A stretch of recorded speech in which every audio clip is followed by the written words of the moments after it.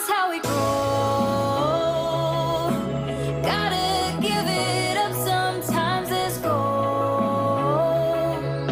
And knowing when to kill your pride. There's no one to blame, nothing really stays the same. This is how we grow. Sometimes we hold on to let go.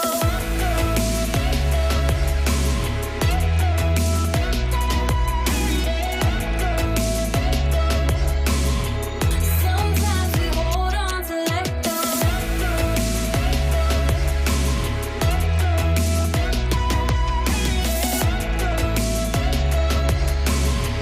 Sometimes we hold on to let go.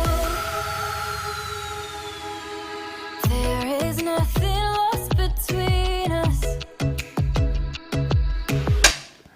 Hi. And oh, I know you have your reasons.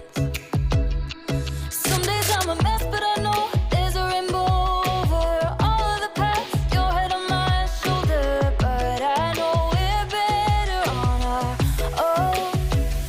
But this is how we grow. Gotta give it up sometimes, let's go. And knowing when to kill your pride. There's no one to blame, nothing really stays the same. This is how we grow. Sometimes we hold on to let go.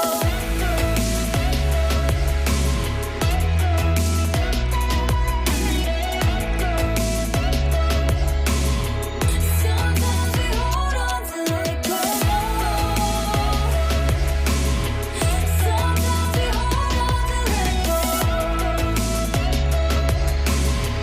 Sometimes we hold on to this is how we grow.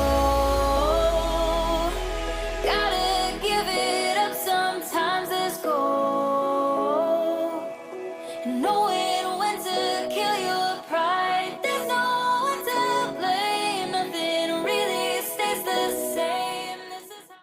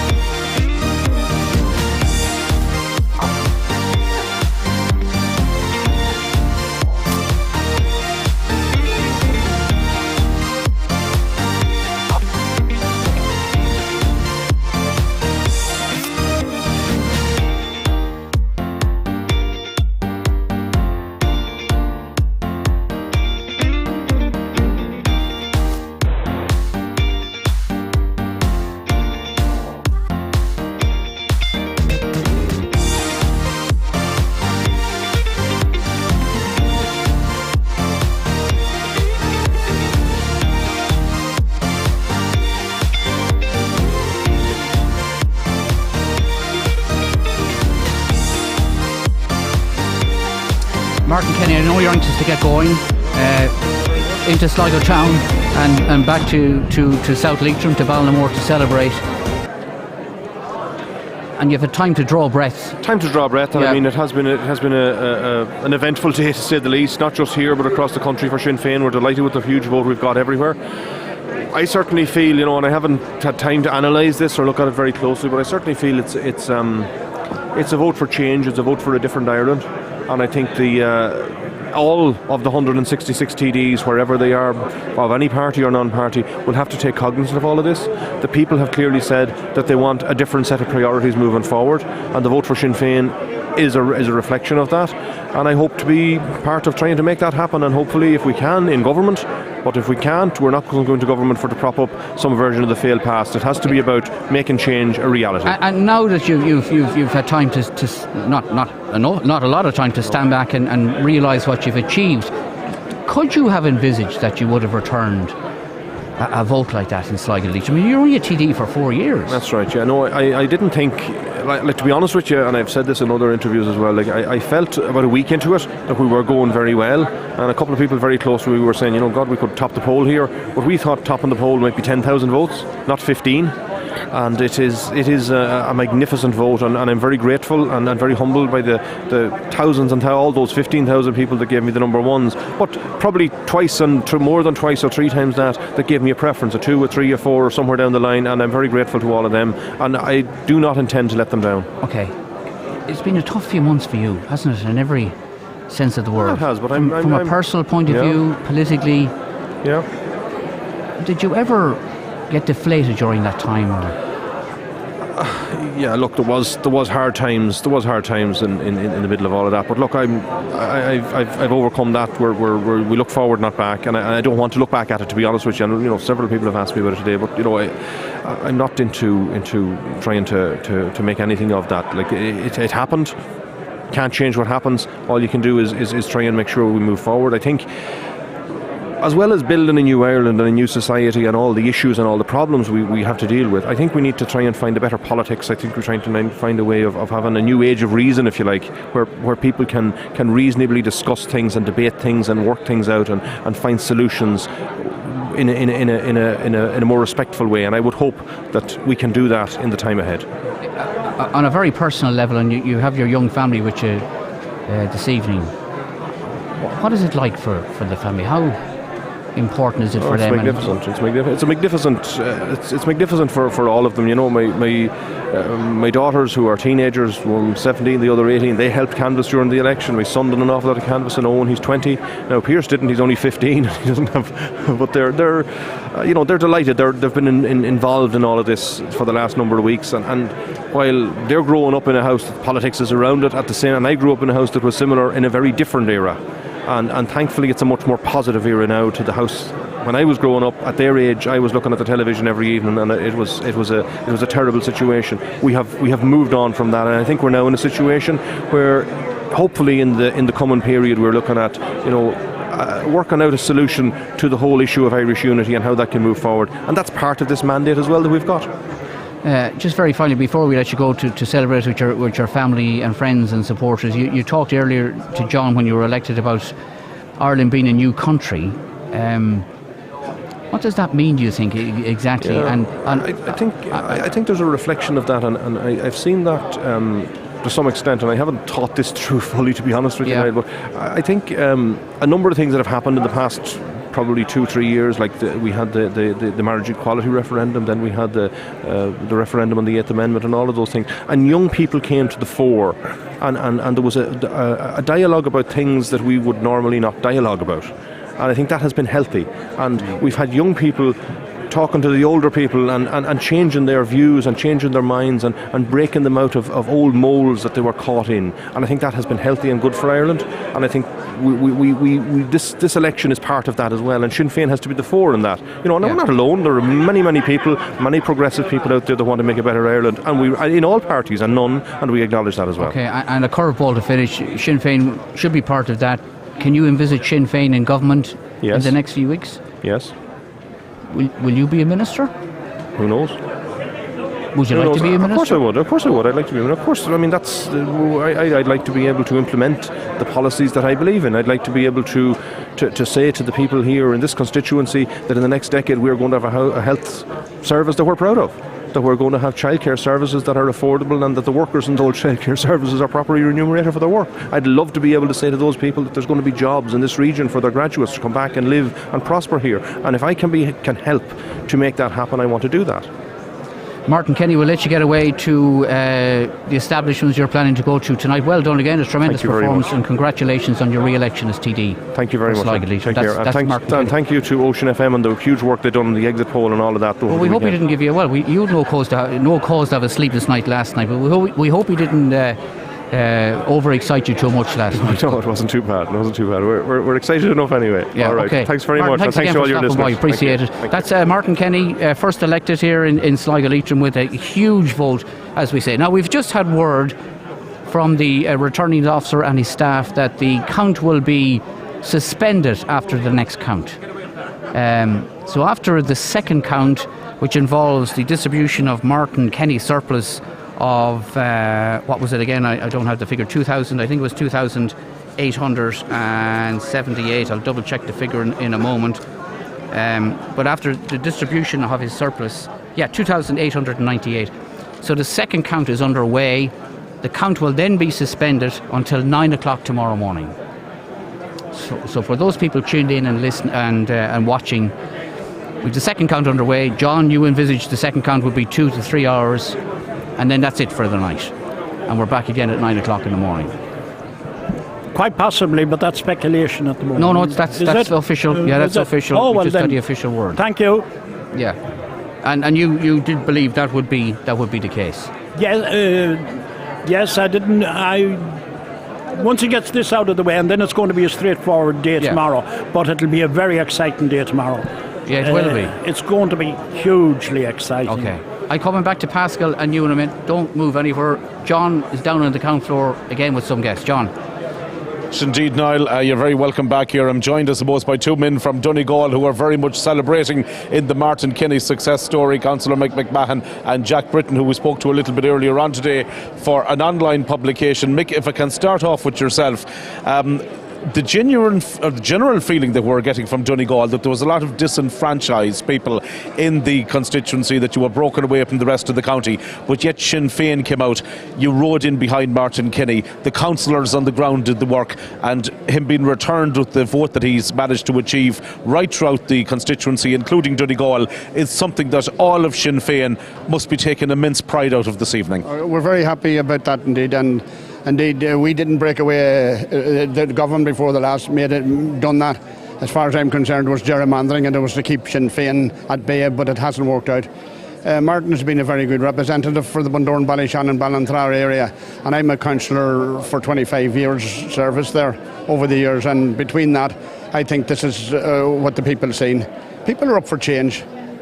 Rural Donegal, South Donegal, including all of Donegal, have been left behind. And I think the vote today, the vote that came out yesterday, has proved that. But Martin has been very, very active, and we were very happy about that. But that being said, we will be campaigning to bring Donegal into the one constituency of Donegal South West. It's only right and fair that you would be represented by a Donegal TD. But that being said, we are where we are, and phase 2 is coming up. And tell me a little bit about the way that Martin Kenny managed to engage with the electorate in towns such as Bundoran and Ballyshannon. He went in there, he found out what the issues were, and he engaged with the electorate that have varied concerns, some local and some of a more national nature.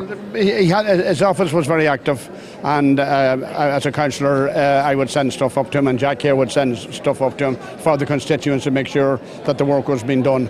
It's not an ideal situation by any means when you don't have a TD in that particular area, but it worked out very well.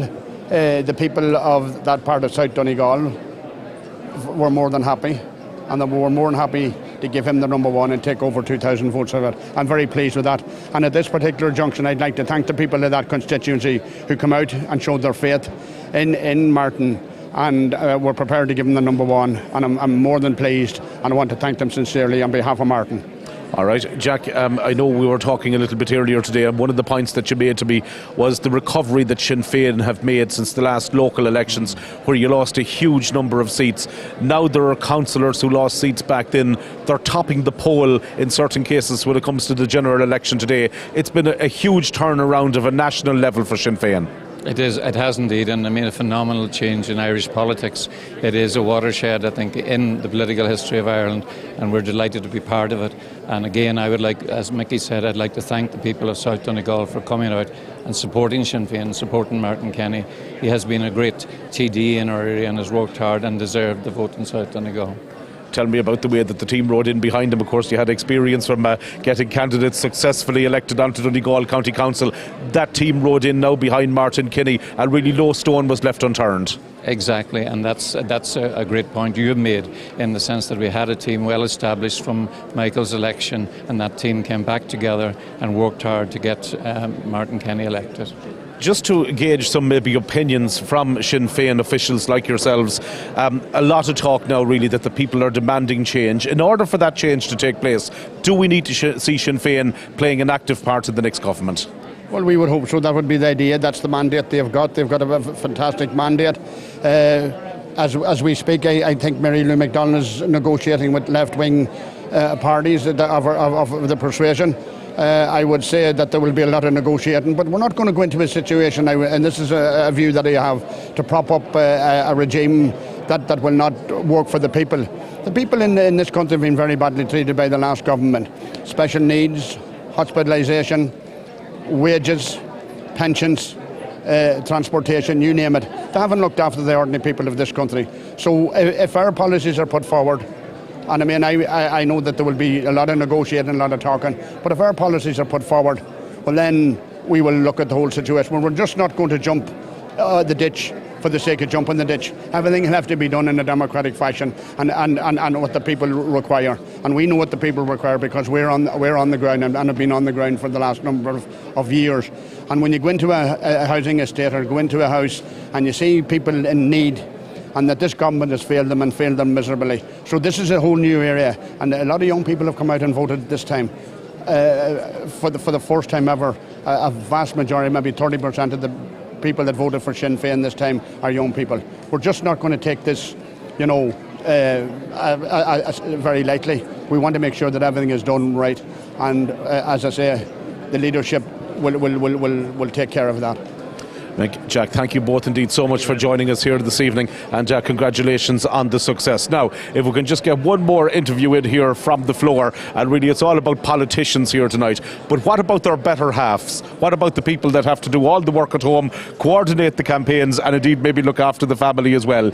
Elaine Mooney Feehan joins me, wife of Frank Feehan. Tell me, what is going through your mind now at this particular moment in time? You look calm, you look really, really relaxed.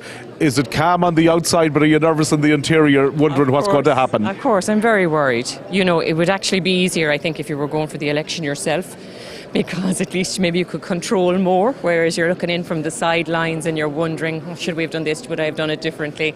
It's very difficult. It's a stressful time.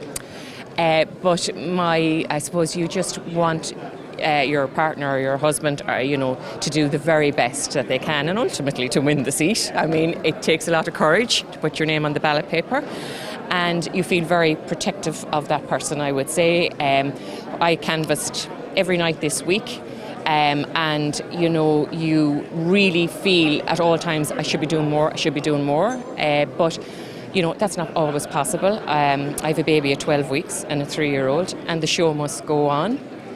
And I suppose I found the multitasking of all of that quite stressful, to be honest. There's no doubt about that. And tell me a little bit about the reaction on the doorsteps now to Team Feehan when you're out there. Team Feehan, yeah. I suppose we presented very much a united front.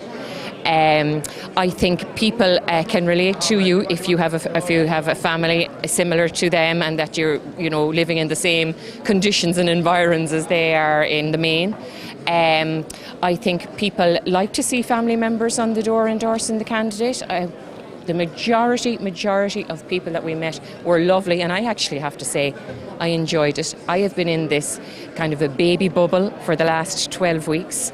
I suppose adult conversation was nil, and I actually found it a relief to be able to get out of the house in the evening and know that I had left 2 good women, my friend Michelle and my sister-in-law Marie, capable women to mind my children and get out. Does that sound terrible? But not at all. I'm all day at home with the children, which I absolutely love. But it was just nice to actually get out. Monday night we canvassed and the hailstones were coming down and everyone was saying, oh my God, will we call it off? I said, no, I haven't been out all day. So it was a release, finally. Yeah. The $6 million question, and I know this is one that everybody is struggling to answer. When the seats are decided, are you confident that Frank will be returned to the Dáil? I'm very confident at the moment that Frank will be returned. But honestly, I suppose if I was an outsider looking in, I'd say it's too early to call. There are so many parameters and variables, but of course I'm hoping that Frank will be back in Leinster House again. Okay, Elaine, before I let you go, we've seen many husband-wife teams in the past, such as Bill and Hillary Clinton, both actively engaged in politics, and that's just to mention one or two. Yeah. You know something, the way you've conducted yourself in this interview, would you ever think about giving it a shot yourself? No, I wouldn't. Although I work in St Angela's College, I work in the Home Economics Department there, and they're always saying, Elaine, would you ever consider going for election? I say no. I suppose I'm very lucky. My dad was a very active member of Fine Gael when I was a child, so I would have been reared with elections, and this isn't new to me. I would always have been at the counts. I would always have been, helping the tally men from a very young age. So I suppose I know I brought a lot that I knew, and I would have a lot of, I suppose, political acumen from my childhood. It's a kind of ingrained in you if you're reared in that way. But having said that, I think it's it's very stressful, I suppose, to be in this situation and to be here and wondering how the transfers are going to go. But look, that's life, and that's what happens when you put your name on the ballot paper. Well, that is for sure, and the good news is we're going to do it all over again tomorrow. Elaine, thank you so much indeed, and good luck for the remainder of the campaign. There you have it, Elaine Mooney Feehan joining us there to give us, I suppose, the take of maybe the better half of some of the politicians that are running in this particular election. Different view, maybe nice to get it as well. Let's hand back. I know Niall has a number more of guests to speak to there, so we'll return to you, Niall. Thanks for that, John. Yeah, that's an interesting aspect to this. Elaine Mooney Feehan, and directly involved in Frank's campaign as well, which is interesting. Now, Noel Merrick joins us. Incidentally, just to repeat again, we're awaiting the second count. It'll take a couple of hours, and that is the count abandoned, as it were, deferred until tomorrow morning, and we resume suspended. We resume at 9 o'clock tomorrow morning, so there won't be anyone else elected tonight, but the distribution of Kenny surplus will be very, very interesting, and we wait with interest to see indications and trends of that. Noel Merrick was with us on our panel 4 years ago, and you're more directly involved this time, Noel, in Thomas Walsh's campaign, isn't that right? Are you the DOE? You are? No, I'm not. No, I was involved in the campaign and the background, I suppose. But look, it wasn't a great day for Fine Gael around the country. I mean, there's obviously going to be a number of seats lost around the country, and I suppose it's a disappointing day for Fine Gael here in Sligo Leitrim as well. Yeah. There's an outside chance that we'll get a seat, but it's slim enough now, I think. Do you think so? Well, I think maybe some of our panellists might be given more of an outside chance to a Fine Gael seat. Anyway, you see it as outside enough. Well, look at it. I mean, it's very early days. I mean, there's an awful lot of eliminations to take place, and Martin Kinney's surplus has to be distributed. But it is hard enough to gain ground when you're in excess of 1,000 votes behind. Yeah. So, but look, I mean, I suppose Frank Feehan got a good vote in the Leitrim end of it, North Roscommon, and Thomas Walsh got a good vote in Sligo. And I suppose Thomas, I was speaking to him earlier today, and I heard his interview with yourself earlier on today. I think things could have been done a bit different in Fine Gael, and if it was, I think we'd be definitely there for one seat. Well, that's a very cryptic statement. Now, Noel, do you mean from the convention onwards, or in more recent weeks and months? Well, I suppose I mean both, Niall. I suppose the convention itself was. I mean, I don't want to really discuss the convention because I was involved in it myself at the time, and I don't want to discuss it past that. But it was most unusual that both candidates pulled out. Yeah. And I suppose there was... So you were faced with an incredibly difficult situation, or headquarters were an incredibly difficult situation, and there were a number of candidates interviewed, including yourself, by party headquarters. So it was an unusual selection process, to say the very least. Well, and that put the party at a disadvantage, obviously, it did not. It was very unusual, and I suppose it was unusual that the two candidates that ended up running for Fine Gael, that none of them was actually voted on at convention, which was very unusual. I mean, I suppose there was an expectation in some quarters maybe that there might be a second convention, but that didn't happen, and the two candidates were picked.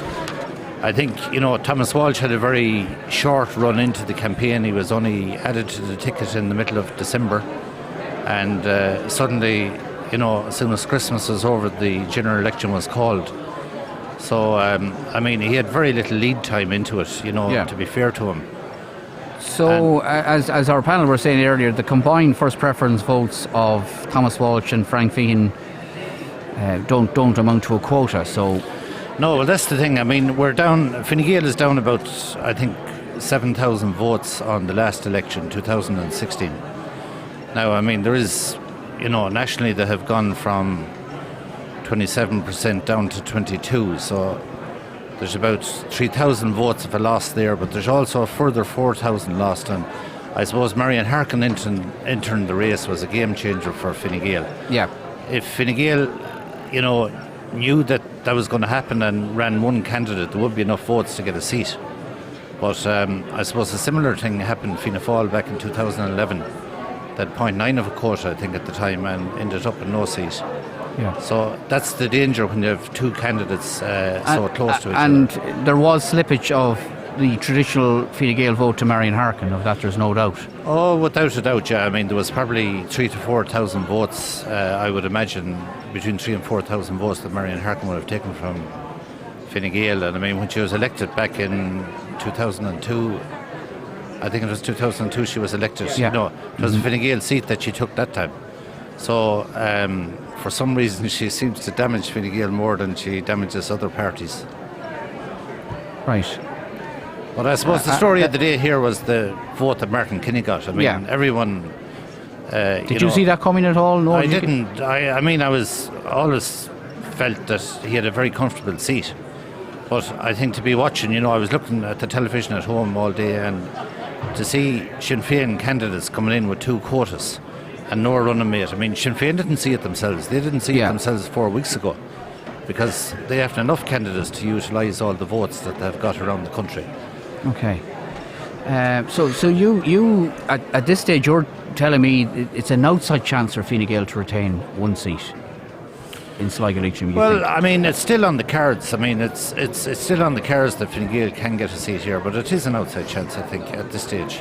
Okay, I'll bring in Councillor Paul Taylor in a moment. Does anybody want to respond to Noel's analysis? I was always interested in Noel from the last election as well. His insight is very valuable. While he was talking, I had a look at our exit poll from last night, and Frankie Feehan has more or less outpolled Thomas Walsh on seconds on transfers in all of the counties, with the exception, strangely enough, of Roscommon. But I would put that down to the fact that the transfer, Frankie Feehan transfer, were irrelevant because it was home base, so people made a choice of giving him the number one. Yeah. So I don't think it's that relevant. But the other counties, including Sligo and Donegal and Leitrim, Frankie Feehan's transfer-friendly profile is outpolling, this is our exit poll now, outpolling Thomas Walsh 2-1. So it would seem to suggest to me, I know that you're looking at the overall picture about Fine Gael being an outside chance of winning a seat. You didn't break it down as to whether it would be Thomas or Frankie. My view all along has been that Frankie Feehan would stay ahead of Thomas Walsh. However, traditionally, as you know, Noel, the bulk of the votes are in Sligo. The transfers tend to stay within Sligo. So therefore, would it not suggest that maybe all is not lost for Thomas Walsh in the context of what you said about being in with an outside chance of Fine Gael keeping his seat? Oh yeah, I don't think all is lost for Thomas Walsh. Obviously, if he had another 500 or 600 first preference votes, I think he'd definitely be the man that would be in line for a seat, and I think he would have got a seat. But look, things went a bit wrong for him, I suppose, in the last few days. There was a bit of change tacked by some Fine Gael people in the last few days. I heard Thomas's interview, and I suppose I'd have to concur with it. That Thomas wasn't expecting some of the Fine Gael people, to canvass for Frank Feehan, deputy and so on, to canvass for Frank Feehan. The Sligo County, with the exception of a small bit around the Boyle end of the county around Killaret, Clonloo and Monasterraden was assigned to Thomas Walsh, and he should be getting all the number ones there. But I mean that never happens. We know that no matter what party, what election, there's never clear divisions made, and people break rules. And well, there was a clear division made in 2011 by Fine Gael, and we got 2 seats. Got the first 2 seats that time. Now I understand the wind was in our back at the time, but there was a clear division, and both candidates kept to it. Okay. And I think, if both candidates and their supporters kept to an agreed division this time, I think that Fine Gael would be in a stronger position. Okay. But, it didn't happen, and it's probably regrettable it didn't happen. It may well, what happened in the last few days may well cost Fine Gael a seat at the end of the day. But well, I think we have to wait and see. It probably goes back longer than a couple of days, as you said. It's been fairly tumultuous, hasn't it, for Fine Gael ever since that convention a year and a half ago? Well, look, I mean, there have been. I won't say who, but one member of your party locally described it one night to me as the party that keeps on giving. In terms of stories to the media, I'm talking about. I mean, there have been so many twists and turns in relation to the candidate selection process. There was a lot of things went wrong in Fine Gael locally here. I mean, I suppose sometimes you think if headquarters were out to get it wrong in Sligo Leitrim, they couldn't have done a better job at it. But anyway, that's the way as it is, and we are where we are. Yeah. And well, I was listening, and I'll leave it at this, and I'll ask someone else to comment. I was listening to Ivan Yates, former Fine Gael minister, of course. I was listening to his analysis and predictions for the Sligo Leitrim constituency on his News Talk programme, and the first sentence he uses, "This is all down to Mount Street." That's right, yeah. Which is Fine Gael headquarters, of course. And what happens is down to Mount Street. Well, you wouldn't disagree with that, I'm sure, would you? I wouldn't disagree with it. No, I wouldn't disagree with it, because I mean, I know there was certain interjections in the convention, like when the convention was held a year and a half ago, to direct it in the way it was directed. But yet, look at the 2 candidates got through, and fair play to them for getting through on the night. They walked off the stage. There was interviews held. As I said, I think that Thomas Walsh and Frank Feehan would have, done better with the membership, and maybe have got more support from the membership had they come through convention. Because there is 1,000 members of Fine Gael in the constituency. Yeah. And I mean, the members pay their membership every year, and they deserve a say. They want to say it. They deserve a say on who their candidate is. I suppose some of them felt it a bit unusual that the 2 candidates we had, that the membership had no say in selecting them. And that's no reflection in any way on the 2 candidates that were selected. But it was headquarters that picked them.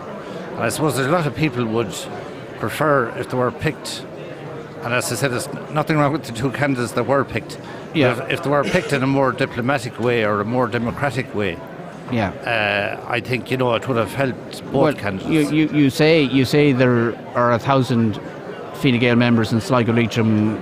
It looked to me that there was 1,000 members of that convention that night. There was a huge interest in that convention. Yeah, and there was, I think it was 970 votes or something, or 930 votes. I just forget the exact number, but not everybody is able to turn up on the night. But there is 1,000 members, or something over 1,000 members. So, I mean, it is a lot of people to bring into a room, and they expect to say, I suppose, at the end of it. Yeah. And but anyway, look, at headquarters is headquarters, and they took a different view, and they came up with the strategy that they came up with. And look, we have to wait and see. We may well get a seat yet, and hopefully we will. But if we don't, all I could do is wish the other 4 candidates that's elected. One of them is elected already, Martin Kinney, but the other 3, whoever they are, the best of luck. And I suppose the most important thing at the end of the day is that the 4 people that's elected does the best for the constituency. Yeah, that's the bottom line. Well, I don't think anybody would disagree with that.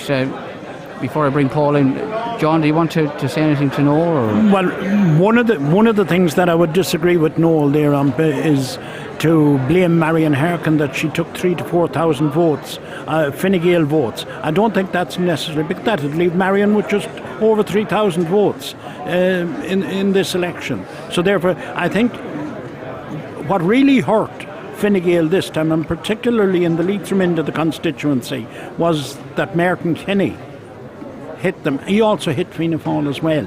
And dividing the constituency, Fianna Fáil divided the constituency, and yet we see the votes coming there, cross boundaries and everything. It mightn't have been as divisive to Fianna Fáil as it is and as it appears to Fine Gael at this moment in time. But Marion Harkin was struggling there to take votes across the board, and to suggest that she has, and perhaps if they're Fine Gael votes that Marion Harkin has taken, they should have continued their courtship a little bit longer. Well, I'm not, John, maybe I worded the thing a little different than I should, or maybe I didn't, I don't know, but I'm not blaming Marion Harkin at all. All I'm saying is, had Marion Harkin not entered the race, Fine Gael would have a seat. That's all I'm saying. I'm not blaming her in any way. She entered the race. Everybody is entitled to enter the race.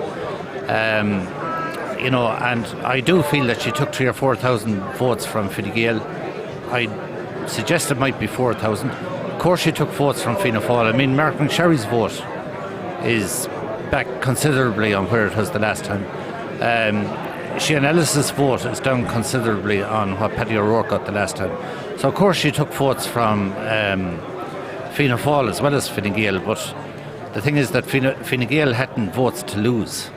Yeah. They needed every vote. And look at, regarding the courtship, as you mentioned with Marion Harkin, that was something that was done by headquarters, and they have to. Certainly wasn't any members on the ground that would have instigated that. And I'm also wonder what the thoughts are on where John Perry picked his votes. Because if they were to begin with a chance of taking a seat, I would have looked at securing that 1,300 votes that John Perry has. Like John Perry got 4,400 votes the last time, and he ran this time. And I thought he'd get a lot more than 1,300 votes. I thought he'd be up on 3,000 votes. Yeah. But you're like, anybody that runs, John, gets a vote. So, I mean, no matter what Fine Gael did or what they tried to do, if they wanted to, I mean, you can't deny John Perry of 1,300 votes. I mean, sure, anybody that'll run will pick up a vote. I mean, I don't understand the point that you're making there insofar as... James Conway with another 1,300 votes. I mean, we can look at what it is. The real thing that we look at this is where the youth are voting. And until Fianna Fáil and Fine Gael actually look at delivering something to the youth, who are going to be the voting electorate in the future, they're the ones, and they have to devise a strategy going forward that will appeal to the youth. Okay. Martin Kenny has appealed, and Sinn Féin. This is not a traditional Sinn Féin vote. I want to bring in Paul. Do you want to stay with us, Noel, or have you things to do? You're welcome to stay if you want. Yeah, okay. All right, okay. Well, Paul Taylor, you're welcome. Thanks for joining us. Tell us about your thoughts on what has happened. Sorry for holding you there now. Well, first of all, I have to say, I have to compliment you and the panel here on the coverage today. This is what I was relying on all day with a few phone calls, maybe from about 3 or 4 o'clock today, and the exit poll last night. So I compliment you all on the coverage. I think the votes today, I think they've certainly gone maybe along predicted lines. Maybe we all didn't expect Martin Kenny to get such a high vote, but I think we knew he'd be up there close to the top of the poll, and I think we speculated as well on the rest of the highest votes that come in for some of the candidates, but at the same time we probably thought some of them would be a bit higher as well, but again probably didn't think that Martin Kenny would be that high. But I do think there was a call for change. The people definitely have spoken, and I think it's time for everyone to stand up and listen now. Okay, now where stands Eamon Scanlon, do you think? What's your assessment of Eamon's situation? Look, I'll be honest, I thought Eamon might poll a bit higher in first preference votes. However, I still think that your first preference vote is very, very important, and I would say that he's still a significant amount of votes ahead of Frankie Feehan, even though I'd say Frankie will probably take a good transfer from Martin Kenny here as well. But at the same time, I would think, you know, that Eamon certainly has a fighting chance. And at this stage, it does look like that he will be one of the favourites to take the third or maybe the fourth seat. You think so? Yeah. Absolutely, yes. Right, and I mean, what's your thoughts on the overall outcome of Sligo Leitrim?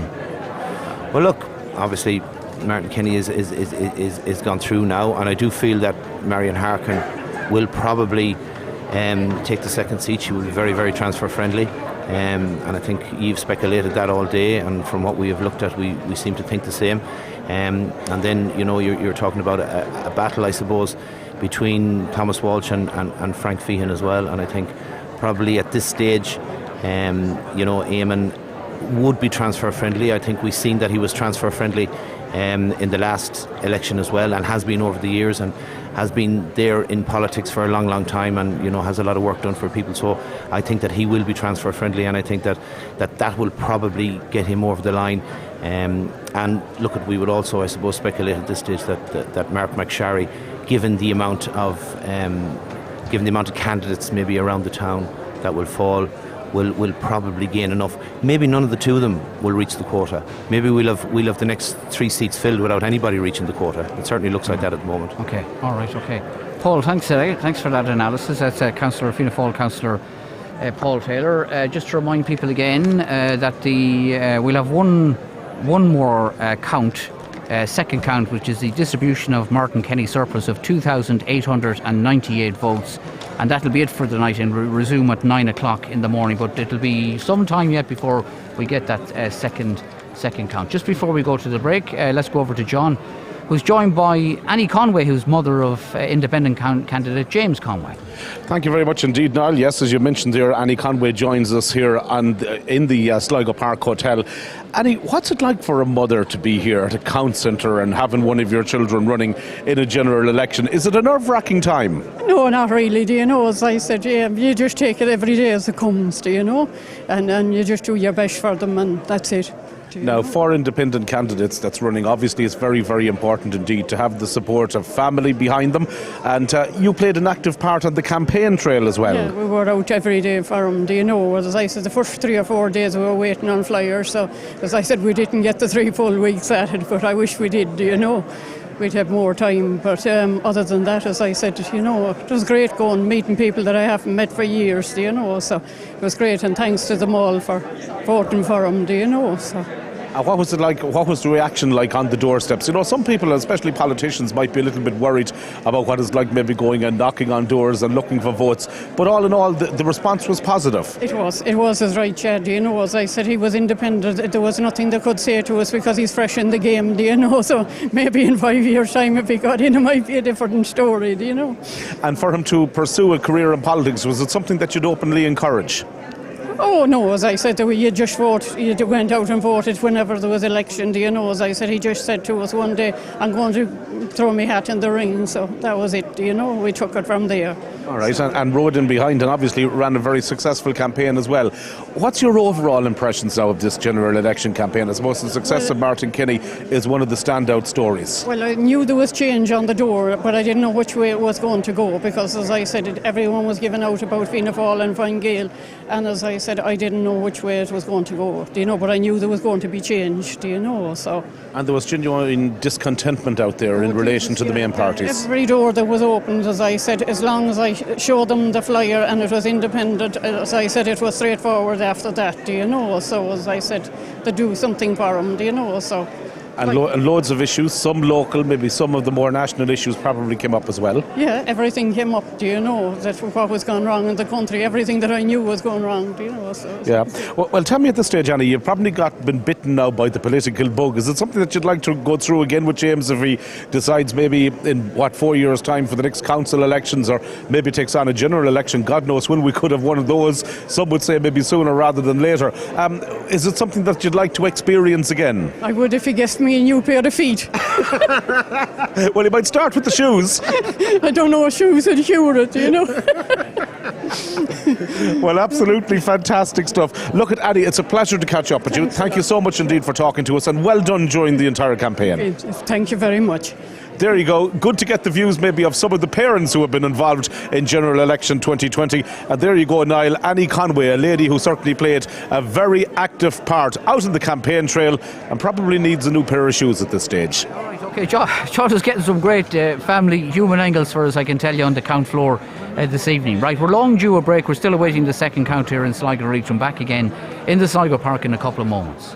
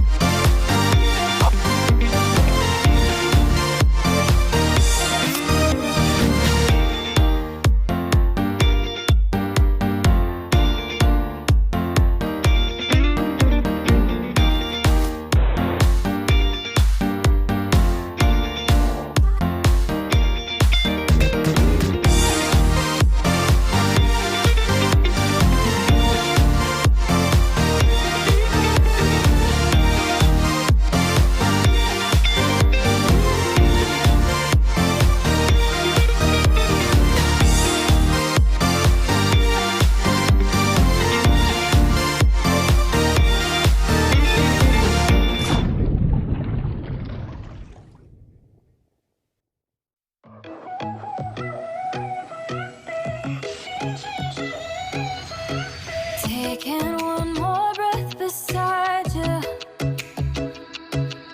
so I could find strength to divide us. Gave it all we got, and I know we did the best we could. If I could go back, undo the mess, I would memorize your face before I go. But this is how we grow. Gotta give it up sometimes. Let's go. And knowing when to kill your pride. There's no one to blame. Nothing really stays the same. This is how we go. Sometimes we hold on to let go.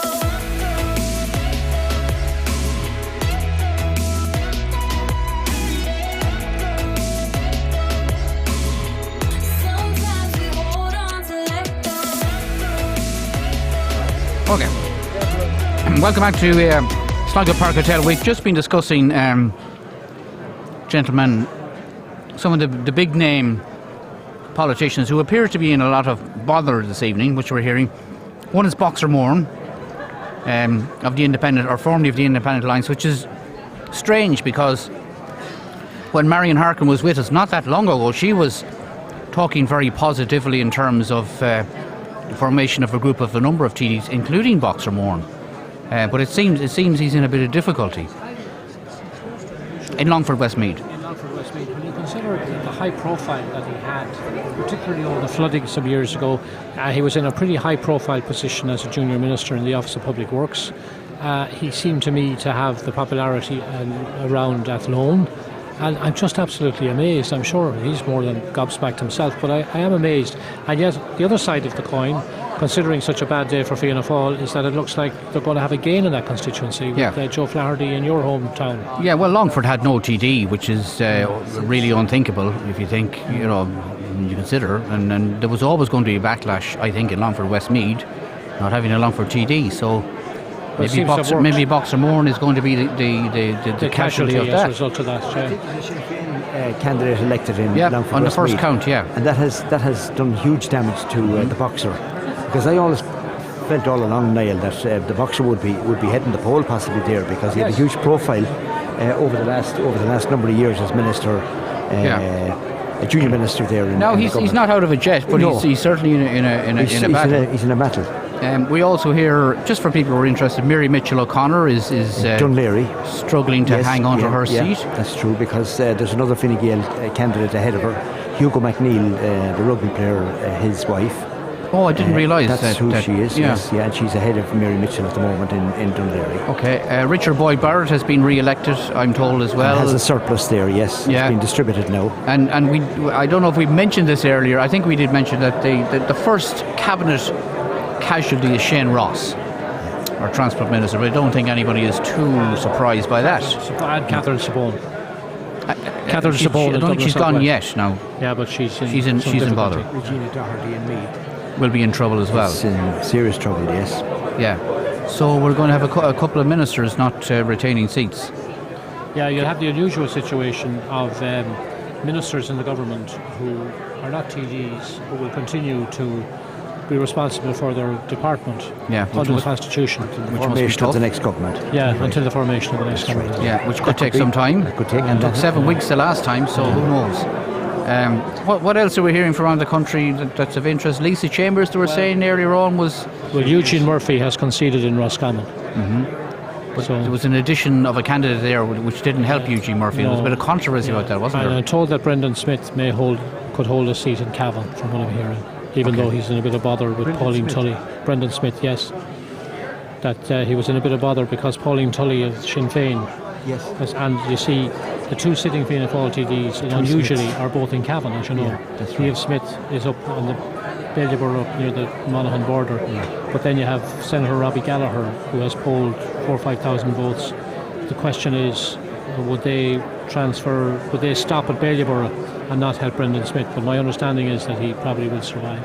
Okay, we'd like to welcome to our studio here Declan Bree, Independence for Change. Declan, thanks for joining us. Thank you, Niall. This evening. I'm sure you're very, very enthused by your performance. I wouldn't say that, Niall. I'm disappointed, actually. We would have expected more votes than we actually received. Sorry, there's a problem with the mic. That's okay. But I would at the outset like to thank everyone who did come out and vote for me.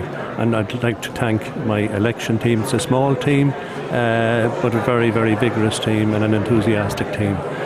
But I have to say, Niall, that we did expect a better first preference vote than we actually received. What is that because the left vote was split? Did you suffer? Well, not so more split. I think just a lot of the left vote, in order to get the message home to Fine Gael and Fianna Fáil, they chose to go and vote for Martin Kenny, and I'd like to congratulate Martin. It's a wonderful vote for Martin personally and for Sinn Féin, and of course it's been happening throughout the length and breadth of the country. People were angry, in my opinion, they were angry with Fianna Fáil and Fine Gael, and they wanted to put the boot in, and they went directly and voted for Sinn Féin in the hope that Sinn Féin would change things. You would have hoped, and your supporters would have hoped, that you would have benefited maybe from some of that. Yes, well, we thought we would benefit more so, but it was clear that I could find it even in the last week on the canvas that people that would have voted for me in the past said, look, Declan, we feel we'll have to give it to Sinn Féin on this occasion. We just feel that the wind is blowing behind Sinn Féin, and by in reinforcing the Fine Gael or the Sinn Féin vote, they were certainly getting a message across to the establishment. Okay, what do you think about that, or what do you think about? I mean, is this a seismic shift? Oh yes, it is, and I'm very pleased. I'm very pleased to see people taking a stance against Fianna Fáil and Fine Gael. And I know my colleagues here now would take a different view. Well, they wouldn't expect anything different from Declan Bree, I don't think. Absolutely, I think I'm maintaining my position. I've been consistent over the years, and in that context, Niall, I'm very pleased that I don't think we'll ever go back to the type of politics we've had for the last 5 decades. Think so? No. The day of one-party government certainly is gone, and the day of Fianna Fáil and Fine Gael, the two parties that were always expected to run the state, I think their day has come. This is the beginning of the end. They will have a role to play, because in every country there's a need for a balance, and they will represent the Conservative forces, but certainly the left is growing. So this isn't just a passing phase or trend. I mean, you were elected in the spring tide of 1992, and yeah, well, I'm in fairness, we've gone from that to a discussion we had just. I know you probably couldn't care a hoot or a jot about the Labour Party, but I mean, we're gone from that to perhaps only the party leader retaining his seat. It's sad. The Labour Party had a wonderful history, the party of Connolly and Larkin. But as I've said on your programme during the week, they sold their soul, and the unfortunate reality is that it's going into demise, as I expected it would. And so many people have given so much effort and work to ensure that the party survived over the years. It's sad for them, it's sad for their families, and I have, as I say, I have colleagues and friends still in the Labour Party doing their best to try and bring it back to the party of Connolly and Larkin, but I think it's too little too late. And while Martin Kenny and Sinn Féin got a tremendous vote here this evening, and their colleagues throughout the country, I don't think Martin would expect to get a similar vote in a year's time or 18 months' time. In fairness, I think that would be unique to maintain that type of support. Certainly, from my perspective, I would like to see, and I know there has been discussions and negotiations going on behind the scenes over the last 2 years to attempt to develop a new left party, particularly seeing that the Labour Party was on the edge on the edge of the cliff. The Social Democrats are a bit too right-wing for a lot of us, and there is a need for a left-wing party like you have in the rest of Europe. Sinn Féin are left of centre, but I think it leaves a lot to be desired. I don't know if that's news or not, or was that known before? No, it's not news, but I think people on the left would know that there's been discussions. And it's difficult to set up any new party. Like, we've seen new parties, we see the names on the ballot paper today, and they're picking up 1% or 0.5%. So it's not just about getting a few guys into a room and establishing, picking a name and saying you have a party. It's about talking to people around the country, building up confidence, and that can only be done when there's a fair bit of trust between people, and there are a lot of independent left-wing people around the country, and it would make sense for an amalgamation of sorts. Yes. That's always been the problem with the left in Ireland, where we find it difficult to pull together. But I think after this election, I think it'll send out a message: divided we fall. Tony, you've sold your Declan a long time at every level. We were elected together in '74 in Sligo County Council, if you remember, and ever since then we've been involved in politics, and I'd just like to wish Declan well. I know obviously he's saying that he's disappointed, and obviously he is, like, you know what I mean, but I mean with the tsunami of Sinn Féin there today, and this constituency and many others, Declan, all over the country. But how do you see it going as and from now, for the formation of a new government, Declan? Or where would you... Well, that's interesting. I must admit, being here in the Count Centre means that we're not familiar at all with what's happening elsewhere in the country. The bits and pieces I'm picking up. Like Sinn Féin aren't going to have the numbers as far as I can see. It's a decision for Sinn Féin, I suppose, as to whether they go into government with Fianna Fáil or Fine Gael. But I certainly would be, if I was asked for advice, and I doubt if I will be asked, but if I was asked for advice, I would warn Sinn Féin not to go near Fianna Fáil or Fine Gael. It would be very unwise of them, and I'm just looking over the years at the minority parties in every coalition government in this country. The minority party has always suffered, and I think Sinn Féin would be unwise. Okay, so it's a left-leaning assortment or nothing for Sinn Féin as far as that would be my hope. I think they would be foolish to do a deal with Fianna Fáil or Fine Gael. Okay. Anybody else? Keith, you want to... Declan, good to see you again, another former colleague of mine on the council, and I know you're disappointed in your vote. I think you've probably studied it's down about 1,000, I think, on first preference, but I would have thought you've articulated why it is that Sinn Féin have done far better in Sligo Town than the last time, and that, as you say, that fracturing of the left, maybe the number of candidates that were running. But I do think you will increase now. I have had a look before I came down to the table on how this transfer from Kenny is going, and you seem to be performing pretty well on that. if you are ahead of Gino at the moment, and I think Gino will give you a good transfer as well. So I'd expect that you would climb up, probably above another candidate. You'd survive. Survive is the word. Yes. Elimination for another count or two. But we have to be honest. We're not in the running unless there was an absolute miracle. But nonetheless, while I'm disappointed looking at the votes, even Gino did extremely well. Gino's the mayor of the Borough District. His colleague Nigel did even better the last time, the same as I did better the last time, because we didn't have that Sinn Féin surge.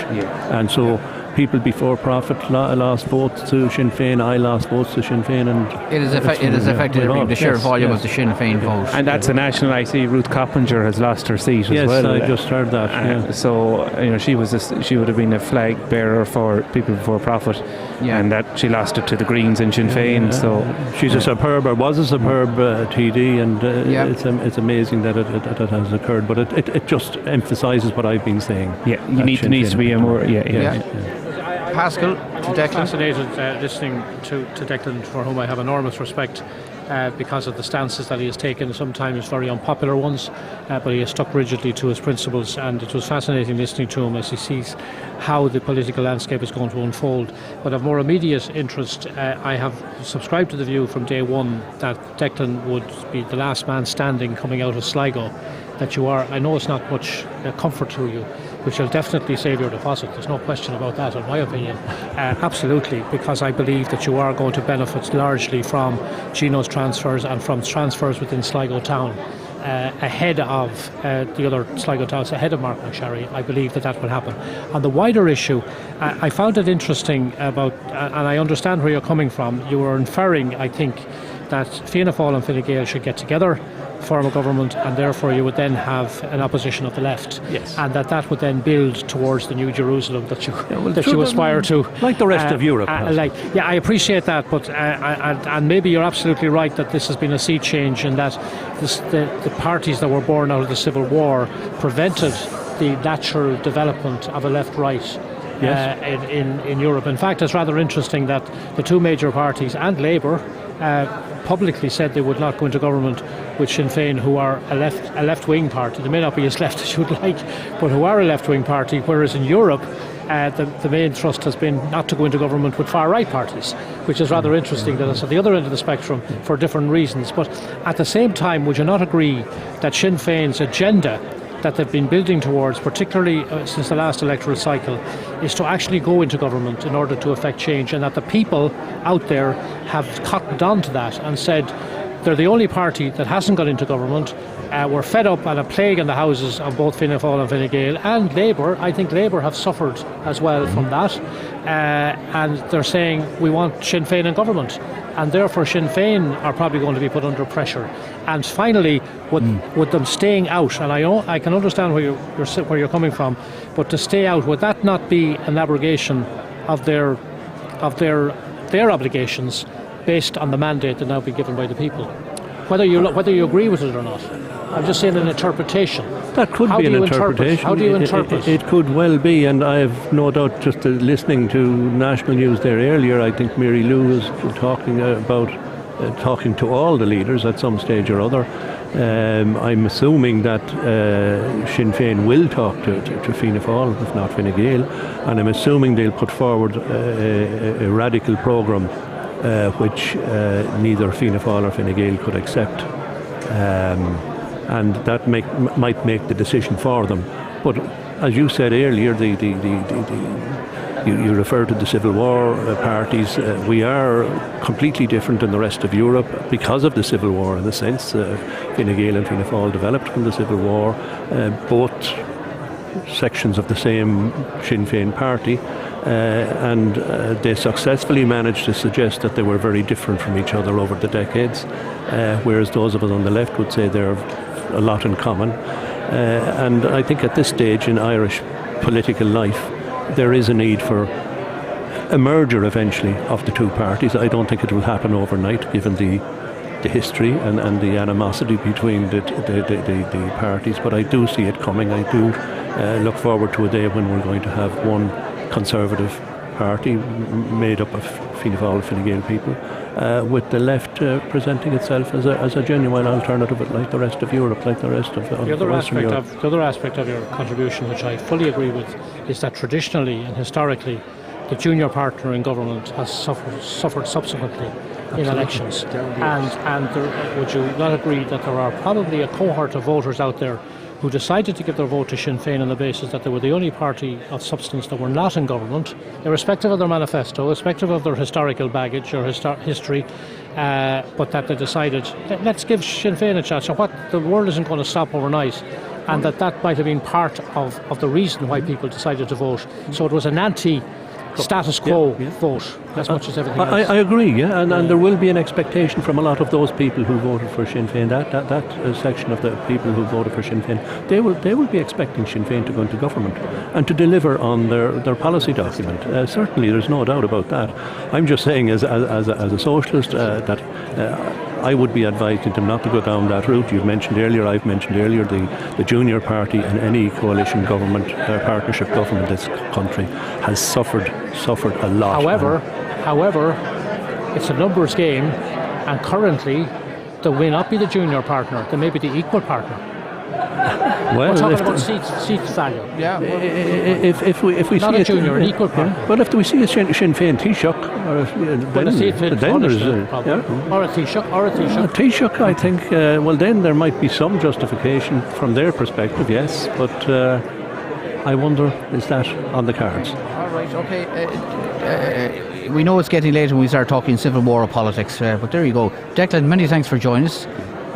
Well done again. You'll be around for... I'll be around, and I must just say, not only on my own behalf, but on behalf of all people in my team and those who voted for me, congratulate Ocean FM. It's just amazing, because we've been trying to catch up with what's happening in other constituencies, and the other constituents, the radio stations, they all seem to be in the dark ages. You're just light years ahead of everyone else in the country, so well done. We're glad to hear that, and we appreciate comments from someone as experienced as you politically, Declan, and thanks for that. But it's down to these guys, it's mostly.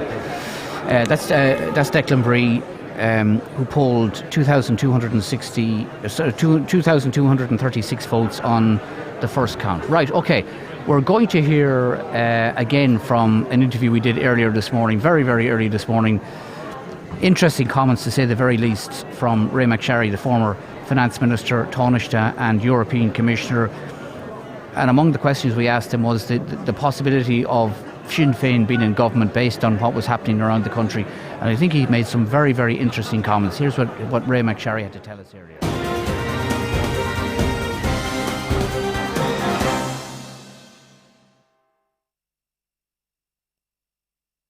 Yeah, we come back. We don't have that particular piece. Welcome back to the Sligo Park Hotel. The Sligo Leitrim election count well and truly underway. Where Remember, we are you can now, access all the tally figures as they happen on our website, oceanfm.ie. Just follow the count, and they're all there and changing as we speak.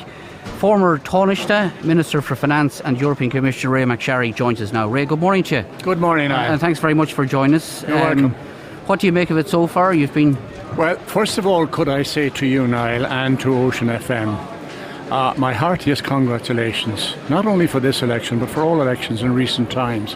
You bring everybody up to date on the minute, which is fantastic, there's no doubt. And the exit poll of last night, a lot of hard work went in there with the IT and yourselves and Warwick Hart and so on, a big team. And I want to compliment them all and thank them, because they are enabling you to let the people know what is happening, and they always were concerned. But it's a long way to go yet before we have the final transfers of the final seat. But what do you make of it so far? About 75 boxes of Sligo in out of 121 or so. What do you make of it so far? Well, it was clear to us on the campaign that the swing was, if anything, to Sinn Féin, and that has manifested itself here in this county just as well as we found. And I can tell you that it's not surprising that they're getting the vote they are. They did a good campaign. They're probably sorry they didn't have a second candidate now. They may, although I would doubt if they'd get a second seat. I do think Fianna Fáil are there for 2 seats at this stage with Mark McSharry and Damon Scanlon, and then it's a toss-up between the Fine Gael combination and probably Feehan ahead of that, and Marion Harkin for the 4th seat. So you'd be fair. We come to your own son in a moment, but you'd be fairly confident so that Eamon Scanlon will get a seat here in Sligo Leitrim. Well, I do believe, because both of them have been getting votes in every single box throughout the entire constituency of Sligo Leitrim and Donegal and Roscommon. So I do believe that in the first count, it looks like that anyway. I don't know what the percentage poll is, but it seems to me to be down a bit on the last time. Yeah. And that I don't think 13 or 14% is going to give you 8,500 like Mark had the last time. But he's going to be there with his percentage and get whatever percentage of the poll is. And I'd be confident that on the transfers, and everybody will need transfers except Kenny, who will be elected fairly quickly.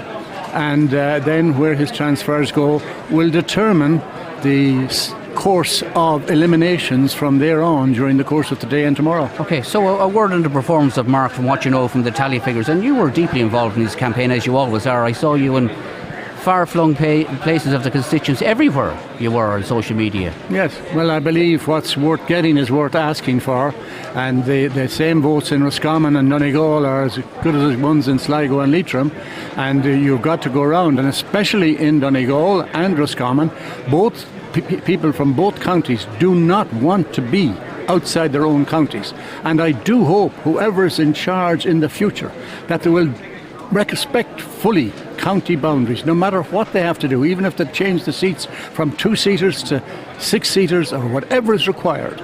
It is ridiculous that the people are disenfranchised in the way they are, as they think, even though there are candidates, and they do vote, and I'm happy that Mark and Eamon get votes in both places, but there's no question about it that Donegal should be one county, 2 3-seaters. Sligo, even if we have to go back to a 3-seater with Sligo and Leitrim, so be it. But protect the county boundaries at all costs, because it is cause of tremendous confusion in the counties that are sundered. There's no other place in Ireland that has 4 counties. Yeah.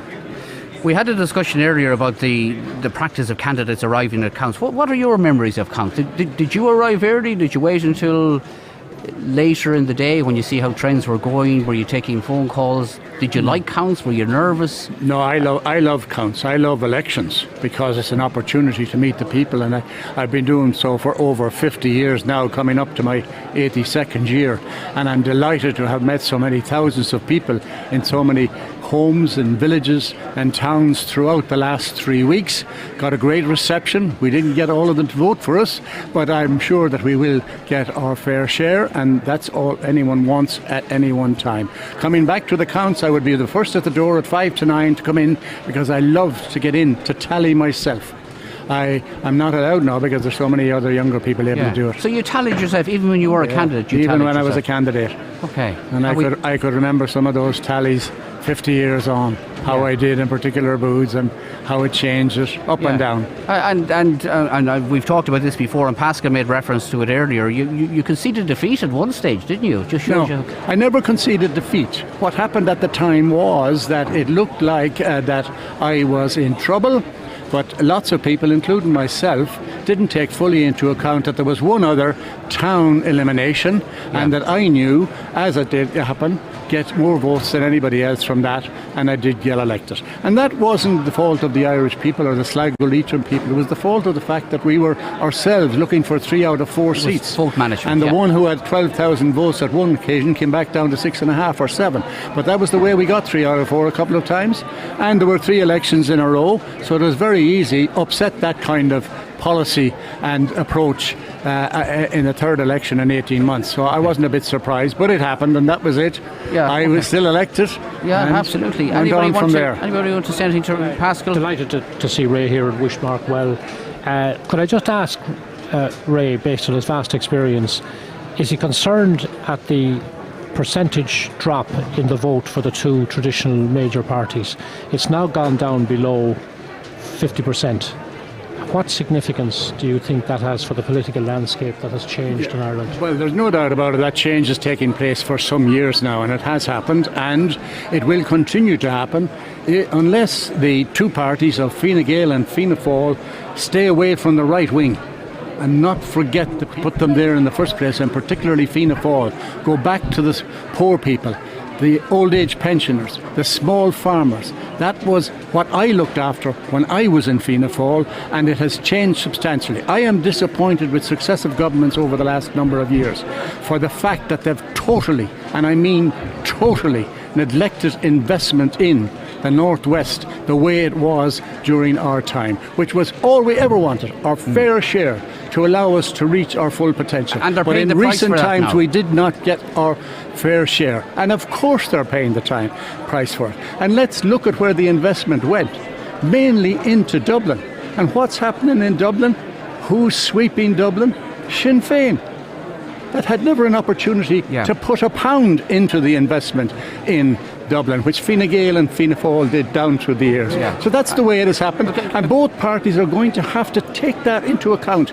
And whatever investment is available, in good times or bad, that west of the Shannon we get our share, because that's what we require to reach our potential. Okay, I want to ask you a question. So I just wanted to go in relation to the formation of our government. Considering what is happening, and you were telling me just off air, you're trying to get a picture of what's happening nationally. What should Fianna Fáil do if these results turn out to be a reality and Sinn Féin are in a very strong position as a potential coalition partner? What would you advise Micheál Martin?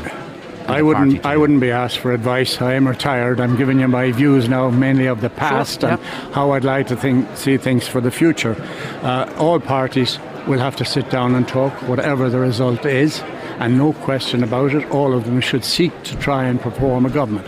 The people have spoken. I'm a Democrat, and therefore all Democrats, no matter what their past might be, with the people voting for them, have the opportunity to represent those people around the cabinet table, regardless of who leads the next government. Okay, so can I take it from what you're saying, consideration should be given to all parties and none to Sinn Féin being part of the next government? Well, I don't know who's going to lead first. We've got to wait till the result of the count, but I'm a Democrat, and therefore will speak, or would speak, if I had any say, with all those whom are elected. It doesn't matter what their past was or what their future might be, but the people have spoken, and unless we respect, all parties respect the opinions of the people and the votes of the people, then we cannot call ourselves Democrats.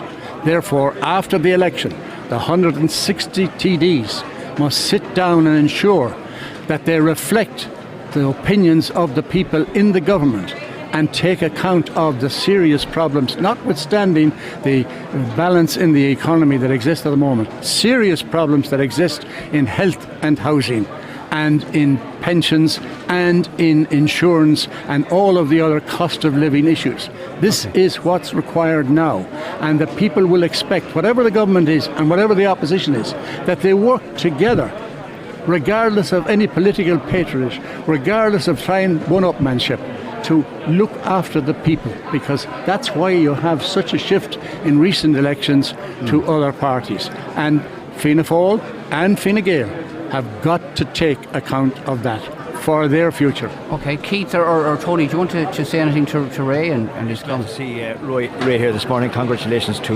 Ray and indeed to Mark and the McSherry family and all of the extended family. It's a fantastic achievement again. Ray has been here for so many years as Fianna Fáil TD, and I think it's a wonderful day for the McSherrys again, and I'm delighted that he has joined us here this morning.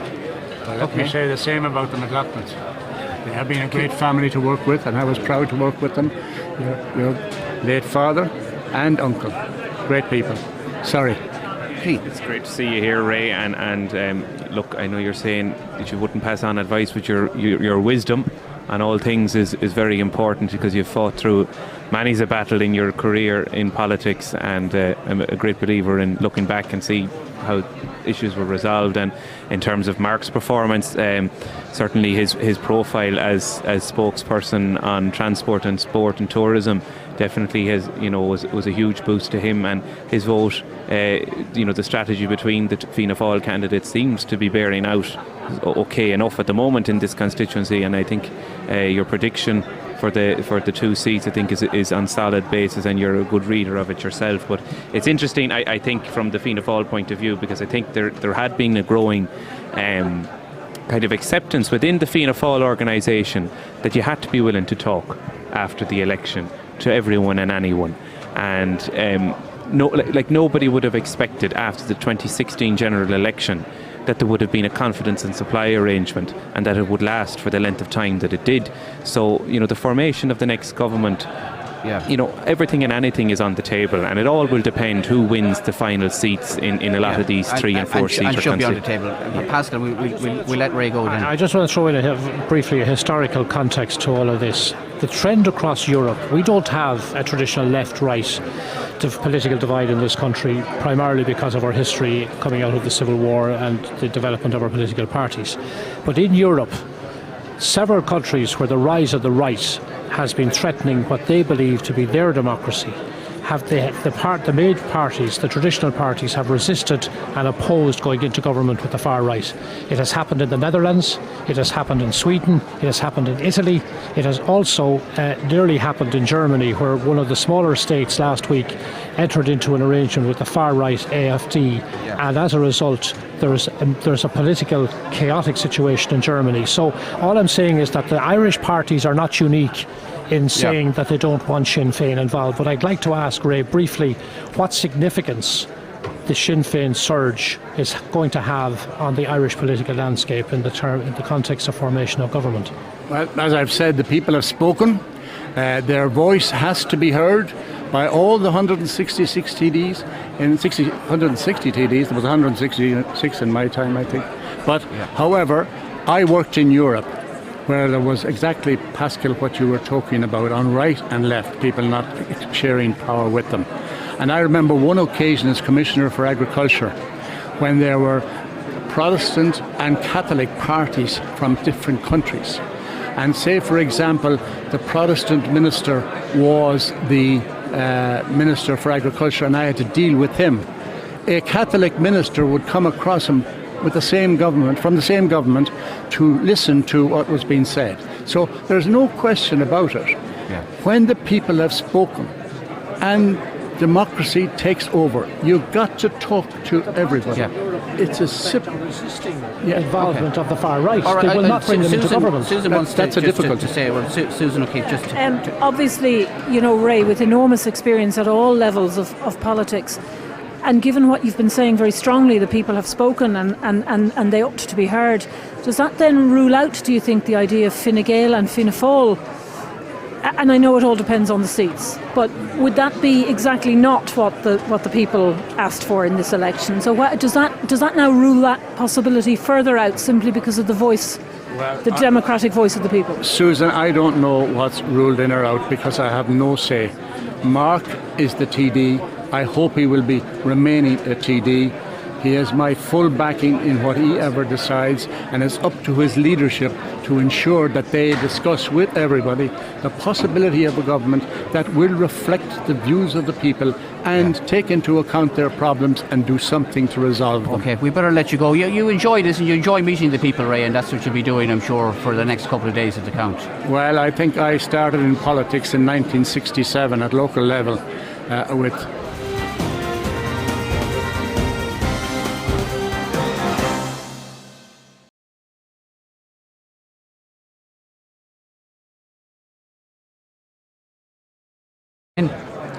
we just want to acknowledge this person who is watching our live coverage all day in Bricktown, New Jersey. And can you please say hi to all our relatives in Maharow and Kearney, from Brunson and Mary Lou Powner in Bricktown, New Jersey. And there's lots and lots of questions coming in, and lots of people complimenting Declan Bree. Jean says, well done to Declan Bree. Thank you for being a great public representative, but also a man that gives everybody time.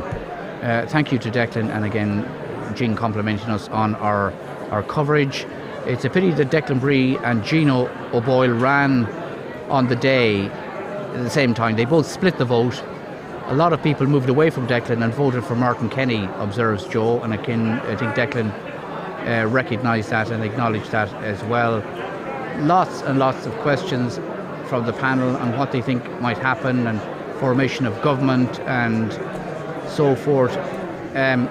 We want to come back to the Kenny transfers, which Keith mentioned briefly, would the panel expect there to be many votes for Kenny that won't transfer to other candidates? Keith briefly mentioned it. John, what are you hearing about the Kenny transfers? The Kenny transfers are predominantly staying with the left.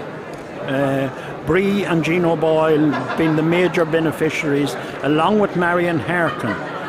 And what I was looking at there, I think from what I can see at the moment is, and we're looking, and I don't know all the figures offhand, but I think Eamon Scanlon will perhaps have 110 as opposed to Merrick McSharry's 175. And remember, they will be needing those as well. I haven't, unfortunately, the figures at the moment for Frank Fahan and Thomas Walsh, but Thomas Walsh certainly doesn't look to be getting that many from it being a left vote anyway, so that's, and I think that may reflect for Fahan as well, but it's certainly a vote that's staying with the left. Okay. Is Shane Ellis picking up any votes? Shane Ellis is picking up some as well too, but not as much as we would have expected given the Leitrim factor. Well, Keith had a figure of 160 there a few moments ago. Around the 160 mark. He'll have as many, I'd say, as Mark McShay. But you have to remember then, like that Martin Kenny vote, he got half of it in Sligo, half of it in Leitrim. Well, nearly. But he got 2,740 votes. Oh, sorry, I'm looking at the wrong. He got, was it 5,000? 5,900 in Sligo, 5,900 in Leitrim. What, 5,900 in Leitrim? Yeah. So you got 6,000 votes in Leitrim, and you're telling me that Shane Ellis is only going to pick up 170? Yeah, Shane, actually, Wynne, there was a large number of papers in front of Wynne. Correct, yes. When the left have predominantly taken them up, and they've stayed that way.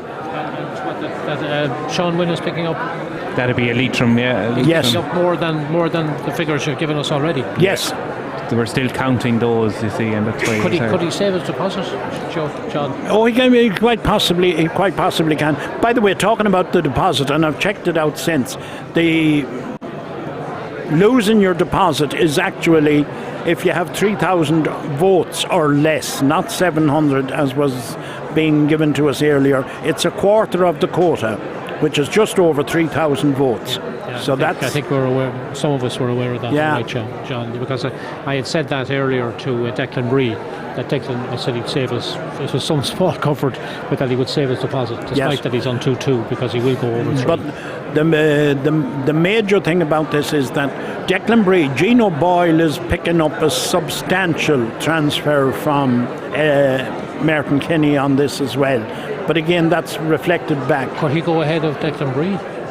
No, I don't think he'll go ahead of Declan Bree, because Declan is picking up votes as well. But they're picking up votes on it there. But if there are not questions about looking at that Leitrim, so Martin Kenny Leitrim vote, which is what?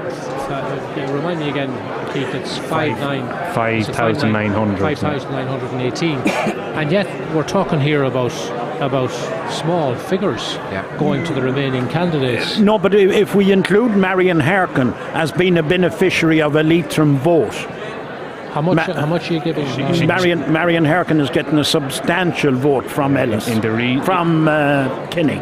It should be in the region of probably 470 to 500 votes. You mentioned that earlier, Keith. Okay, a couple of questions and comments coming in. Has John Perry arrived at the count yet? Haven't seen John or any of his entourage today yet. No doubt he'll be here probably tomorrow, I would expect. We're also asked to say hello to Peter McGovern, who's one of those watching in the Killooney area. Somebody else wants, maybe what people pick up on, are you celebrating your retirement, Tony, with a Bulmers? Somebody wants to know. Yeah, Sidon is right, yes, yeah. You wouldn't want I to am be enjoying doing, my retirement. You wouldn't want to be doing anything that you weren't supposed to be doing, I tell you. Okay, and again, lots of people asking about formation of government, what people think and what can happen. You have come up with this scenario that Mary Lou MacDonald could be the Taoiseach of the country, Pascal. Where do you come up with and an idea I like appreciate that I wasn't thinking it through, but what I was suggesting was that in the event of a stalemate in terms of early negotiations, the Dáil has to be recalled and the Ceann Comhairle will be elected, and that there might be a majority of Dáil TDs that would elect Mary Lou as a Taoiseach on the nomination of Sinn Féin. But you're right. I mean, Fianna Fáil and Fine Gael between them will have 80 votes. But then again, we don't know what their plan is going to be. We don't know what their policy is going to be.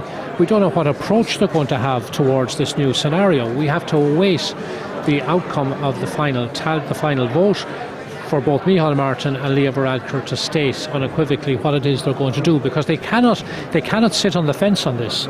They have to make some decision, whether the decision is a pre-election decision or a post-election decision. But one way or the other, all of this, in my opinion, it benefits Sinn Féin. I think Sinn Féin are the winners in this, not just with the people across the country. No matter what happens. No matter what happens to the winners. And in politics, party politics isn't about personalities, but it seems quite extraordinary to me that the leader of the country, leader of Fine Gael, isn't elected until the 5th count, and the Fianna Fáil leader, Omóbí Taoiseach, isn't elected until the 6th count. Does that matter, or is that? I know it doesn't matter, but is that not just it goes back to what Declan's headline contribution news? earlier. When you see the profile that these two men have. We're looking at a sea change in the Irish political landscape. This is a seismic shift. Seismic. This will be referred to in later years as being a transition in the Irish political landscape. But Niall, have you seen there that in both of those constituencies, the first person elected in each of those constituencies was a Sinn Féin candidate? And I mean, that has thrown the thing into disarray as regards the second, third, fourth counts. Like, you know what I mean? So that's the situation. Like, you know what I mean? That every one of the candidates are down and their first preference votes, and Sinn Féin have increased their votes in most of those constituencies. Because if you look at many of the constituencies, Sinn Féin have headed the poll, and they have got the first seat in most of those where they're contesting seats. You have secondly, the other point there about the formation of a government, certainly Pascal is right. I mean, it won't be on the floor of the Dáil. It will be agreed beforehand because it's a numbers game. It's a bit premature yet because we don't know what the formation of what the numbers within the three major parties now as Fine Gael, Fianna Fáil and Sinn Féin. But I suppose at some stage either that Fianna Fáil will support Sinn Féin or Fine Gael have said they will not, and that will have to be agreed beforehand. The first business will be the election of Cancura, yeah. Yes. And I'll just put it out there for a quick discussion, and then we'll go to our 11 o'clock. It's 11 o'clock, is it? It is, yeah, 11 o'clock. I'm losing track of time. It strikes me there's not one party leader in this country apart from Mary Lou McDonald that can be satisfied with this result. It's disappointing for Leo Varadkar, for Micheál Martin, for Brendan Howlin, arguably for Eamon Ryan from what we're hearing, for Roisin Shortall, for Padar Tobin. As part of the Independent Alliance. I mean, that's a very, very, very strange situation, isn't it? The national share, because we have the first counts from every constituency now, and Sinn Féin, you know, and anyone who's watching RTE on the television, maybe, but they should all be tuned into us anyway, first and foremostly. And I got a text from Sheridan's Bar in Kilglass. They've switched over and they're watching us on the screens there, but I see Sinn Féin have increased their vote nationally by 10.7%, and Greens are up 4.4%, and Into, which is a new party anyway, so it's obviously it's in the plus. But every other single grouping has lost votes. So as you're correct, no party leader will be overly enthused, bar Mary Lou McDonald. And again, there'll be questions asked in her own party if she had ran a few more. Okay, and just as an extension of that, does this have consequences for the future of party leaders, do you think? I think so. We'll enter into a series of negotiations, and I think when people take stock of it and who's in government and who isn't, that there may be a review, because really and truly, from the Fine Gael point of view, first of all, Leo Varadkar was seen as somebody that could maybe speak to an electorate that Fine Gael traditionally mightn't do too well with, and that was the younger voter. And I think part of that idea might have been having the election on the Saturday, that it would actually benefit Fine Gael, but it doesn't seem to, because the young vote, according to the exit poll, predominantly went to Sinn Féin, and that was a problem for my own party in Fianna Fáil. And unfortunately, a lot of our younger TDs, as I was saying to Pascal, are losing their seats. The likes of Lisa Chambers, Shane Castles in Meath West has lost his seat. So the younger vote needs to be captured. And we had the youngest Taoiseach ever who couldn't do it, and our own leader in Fianna Fáil, while he is a good few more years on it than Leo Varadkar, we unfortunately did not engage with the young vote. And they did turn out in fair numbers, but they turned out for one party really, and one party only. Okay, I keep saying I'm going to make one final point, but this is the point before we go to the 11 o'clock break. Somebody has texted in with 3 letters, RIC. Has that been a factor in this at all? We haven't mentioned it at all. Well, I think it was part of the lead into the election. How significant? I think it seemed to concentrated the galvanise minds of something. yes, I think it galvanised people in Ireland that we hadn't seen in quite a lot. John doesn't agree whatsoever. Not a factor, John. Going back to what Keith has already said there about the youth that have voted, I don't think the fact that the RIC played any important role in this. It might have affected a small minority of the traditional parties, Fianna Fáil or Fine Gael or whatever. But this is not a traditional Sinn Féin vote, as I've been saying all day. It's a move away, and I think that RIC, and I did mention it earlier, that the RIC inspector in 1918 said that the reason that J.J. Delancey wasn't selected for the election in 1921 was because his views weren't extreme enough. But I don't think it played a part this time. Well, John, I'm going to slightly disagree. I believe that on its own as an issue, I agree with your analysis, but it was symptomatic of what people believe to be an out-of-touch government, basically. And that the they weren't timing of it empathising. was politically disastrous. Yes, and they weren't empathising with the ordinary people, and that they were ignoring the reality of history, where deep down in the Irish gene pool... Tony, within the party, can you tell us now, or can you not, was there a lot of concern over that, or was there a lot of surprise when that was being announced and planned and so forth? There was, and it was unbelievable actually, Niall, that so close to an election or at any stage that this should be discussed, or at least to be introduced and to carry on with a commemoration at that time.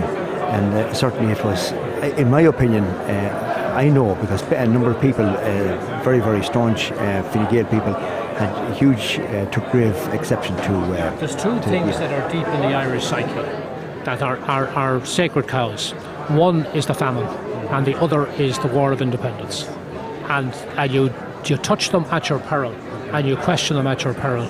And that's what's happened, in my opinion, and that's why I'm slightly disagreeing with John. I'm not saying it was the only reason, but I believe that it started a roller coaster that led, once the election was coming up, and that roller coaster gathered moss to the point where we are today. That's my belief. I teach history in Carrick-on-Shannon, and certainly if that was his focus group, definitely.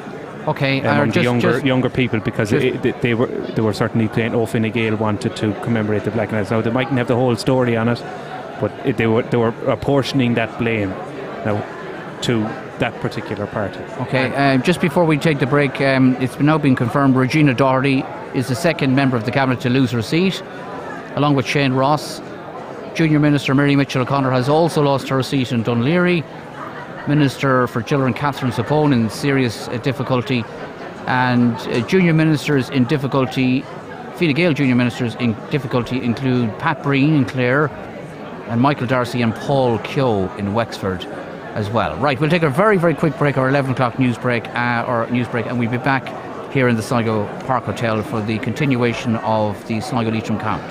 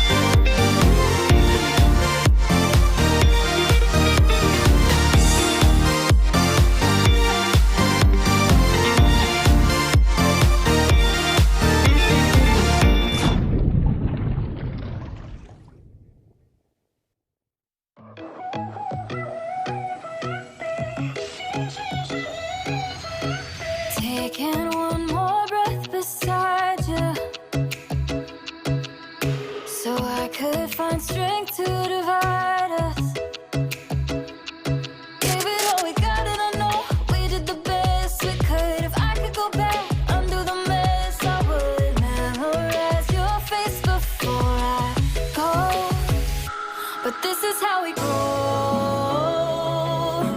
Gotta give it up sometimes, let's go. And knowing when to kill your pride. There's no one to blame, nothing really stays the same. This is how we grow. Sometimes we hold on to let go.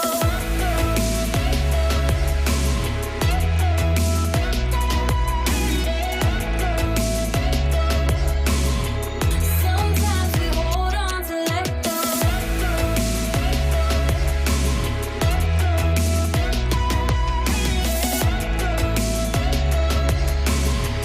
Sometimes we hold on to let go. There is nothing lost between us. Higher. And oh, I know you have your reasons. Some days I'm a mess, but I know there's a rainbow over all of the past. Your head on my shoulder, but I know we're better on our own. But this is how we grow. Gotta give it up sometimes, let's go. And knowing when to kill your pride. There's no one to blame, nothing really stays the same. This is how we grow. Sometimes we hold on to let go.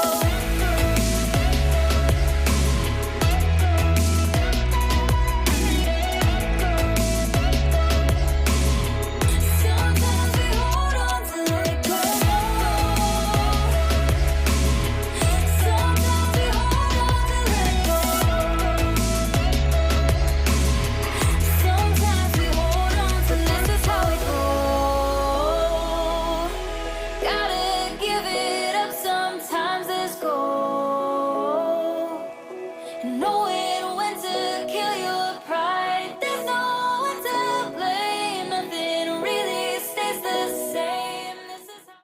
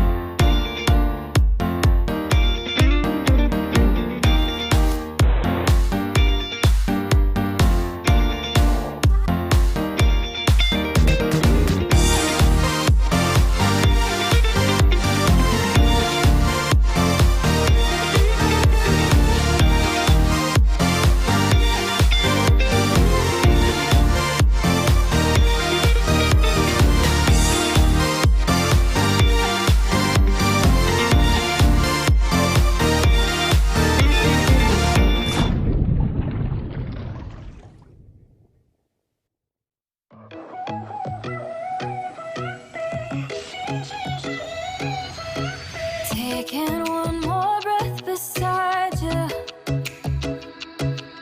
so I could find strength to divide us. Gave it all we got, and I know we did the best we could. If I could go back, undo the mess, I would memorize your face before I go. But this is how we grow. Gotta give it up sometimes, let's go.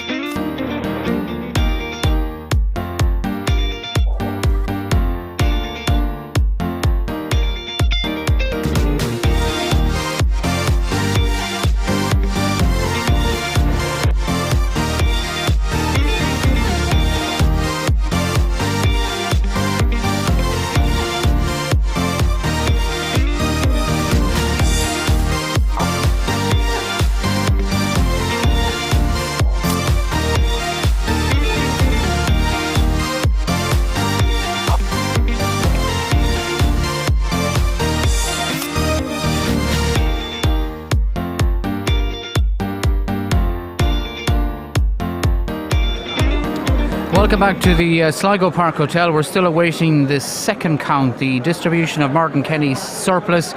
We were told around 11:30, which is only a couple of minutes away, hopefully. And then the count is adjourned or suspended until tomorrow morning at 9 o'clock. We were talking about Boxer Mourne and the possibility of him losing his seat. He has all but conceded to RTE in the last few minutes. He's to quote him, he's saying it'll be a miracle if he hangs on. And they're saying now that Sean Canny is the only man left. He will be the only man left in the Independent Alliance, which is very interesting. Simon Coveney has been re-elected, but again it took 8 counts to get Simon Coveney elected, the Taoiseach. Right, where are we at? Are we hearing any more information, Keith? Or I haven't heard anything else from the just looking here behind us, and we seem to have been finished the sorting, so I'd say it's a case of just totting up the figures, and there is a mathematical formula, and that will take time because there'll be checking and cross-checking, and there's decimal points and everything in this case to decide where a certain number of votes will go, and that all has to be inputted, and the same number of votes need to be in play from start to finish in the count. So as we anticipated, this transfer of a surplus on the first count was always going to take. Yeah, and I'm wondering, will it, Keith, Niall, will it materially affect the eventual outcome? I know all transfers are building, but of those that are most likely to benefit the greatest, would it seem to suggest from the earlier discussions and the information that John has been imparting to us and Keith, that the real winner here in this particular count will be Marion Harkin? Yeah. Well, that's what we're hearing. She's going to get a significant drive. We were talking to James Conway just going out the door, and he says he's going to benefit substantially from... He will, but I suppose the candidates that of the 6 candidates that are in contention for the seat, now that are in contention for the seat, Marion Harkin will be the happiest. McSharry and Scanlon to a certain degree, in the fact that the Fine Gaelers aren't going to get as much as they are. But so that's not going to help the Fine Gael case then overall in the eventual outcome, in that this could be, they would need to be building their transfers. Yeah, but really and truly, were either of them ever going to gain from a Sinn Féin transfer anyway? Okay, no. We're now told it'll be closer to 12 before we're finished, before we have that second count, and then we can all go home for the night and re-energise and assemble again at 9 o'clock in the morning. Declan Foley has been on to us, texting from Australia, as he does on a regular basis all the way from Melbourne, saying Fine Gael have only themselves to blame for what has happened today. And someone else is speculating that Chris McManus will be the new MEP. They're saying for Connacht Ulster. It's now Midlands, Northwest. Well, Midlands. I understand Sinn Féin have already nominated. Yeah, no, it's from County Meath. The situation. It was potentially being seen as a strategy, or it was a ploy by Sinn Féin when Chris McManus announced that he was standing aside to allow Martin Kenny have a clear run party-wise. There was suggestions that the reason he was that the prize for him would be he would be the substitute candidate for Matt Carty, because Matt Carty maybe was, the candidate that I heard about. We checked that with him, and apparently you'd know more about this, Pascal, than me. Like most things, I keep saying that, but there apparently when you're elected MEP, there are 6 substitute candidates, and they're listed in order of preference, and he is 6th in line. And indeed, Pauline Tully, as I recall, I think is number 1, but she is going to be elected, is she and not? There was also a name from County Meath, and maybe it's the candidate that's been elected in Meath for Dáil. Maybe. Maybe this texter has a very, very interesting... we checked this, and he was 6th in line to be the MEP replacement. Yeah. But what we're saying is, because of the extraordinary Sinn Féin success, could those 5 candidates already be or about to become TDs? Could be. Yeah, could be. Right, we'll check that out again. People looking for individual polling station tally numbers, they're on our website. Go to our website, oceanfm.ie, follow the count, and you can get the individual voting patterns in your box right throughout the constituency. You're a bit down today from... I know you're an independent analyst, Pascal, but you're a long-time Fianna Fáil member, and you're a bit down and glum about Fianna Fáil's performance, and secondly, Fianna Fáil's future prospects? Yeah, I'm a bit more pessimistic than optimistic, because I'm drilling down into the existing parliamentary party, and I'm just reminded of Willie O'Dea, the TD from Limerick, his famous riposte to somebody talking about leadership. He said, "When I look in the mirror, I don't see a messiah." And that has always been a question over the last number of years that I've heard raised time and time again, not just within the parliamentary party when I was a member, but by general supporters. Who would succeed Micheál Martin? Who is the alternative? Whereas within Fine Gael you would have a number of alternatives. Simon Coveney and Pascal Donoghue spring to mind, apart from anybody else. So within Fianna Fáil, and also, as Keith and I have been discussing here off air, they've lost a number of young TDs, and they're not being replaced by young TDs. So, I mean, political parties need to refresh themselves, and that's what elections tend to do on a regular basis. It's not happening with Fianna Fáil. And as a result, I think that Fianna Fáil are more likely to go into decline politically than maybe Fine Gael. I think Fine Gael, having come out of government, are stronger, despite the setbacks that they've experienced in this election, and that I would fear for the future viability of Fianna Fáil. Would you? Yeah. Even considering the wipeout, as a major force within they've Irish come politics. back from that decimation they had. Yeah, but I'm talking about the refreshment of talent within it. I was doing a mental exercise during the week that if Fianna Fáil were in a government, they would have to provide, say, 10 ministers. And I was really being put to the pin of my collar to come up with those that I felt that you would feel would be confident. Yeah, and that I would have confidence in to be elected, because they haven't shown themselves as a result of the confidence and supply arrangement over the last number of years. They haven't been as aggressive as an opposition would be. If you look back at the period from 1994, when Fianna Fáil lost power over the Dick Spring and the Attorney General Harry Whelan, and from 94 to 97 you had the Rainbow Coalition. It was a very aggressive, very proactive Fianna Fáil in opposition that led to their election in 1997. But there was, to me, that was totally absent over the last number of years. It was as if, and I think the people recognised it, that Fianna Fáil were nearly in government, even though they weren't. But because they were involved in a confidence and supply arrangement, people felt, well, what impact are they making politically? And Micheál Martin's plea that they were doing it all in the national interest seems to have fallen on deaf ears. That didn't seem to have mattered at all about the national interest.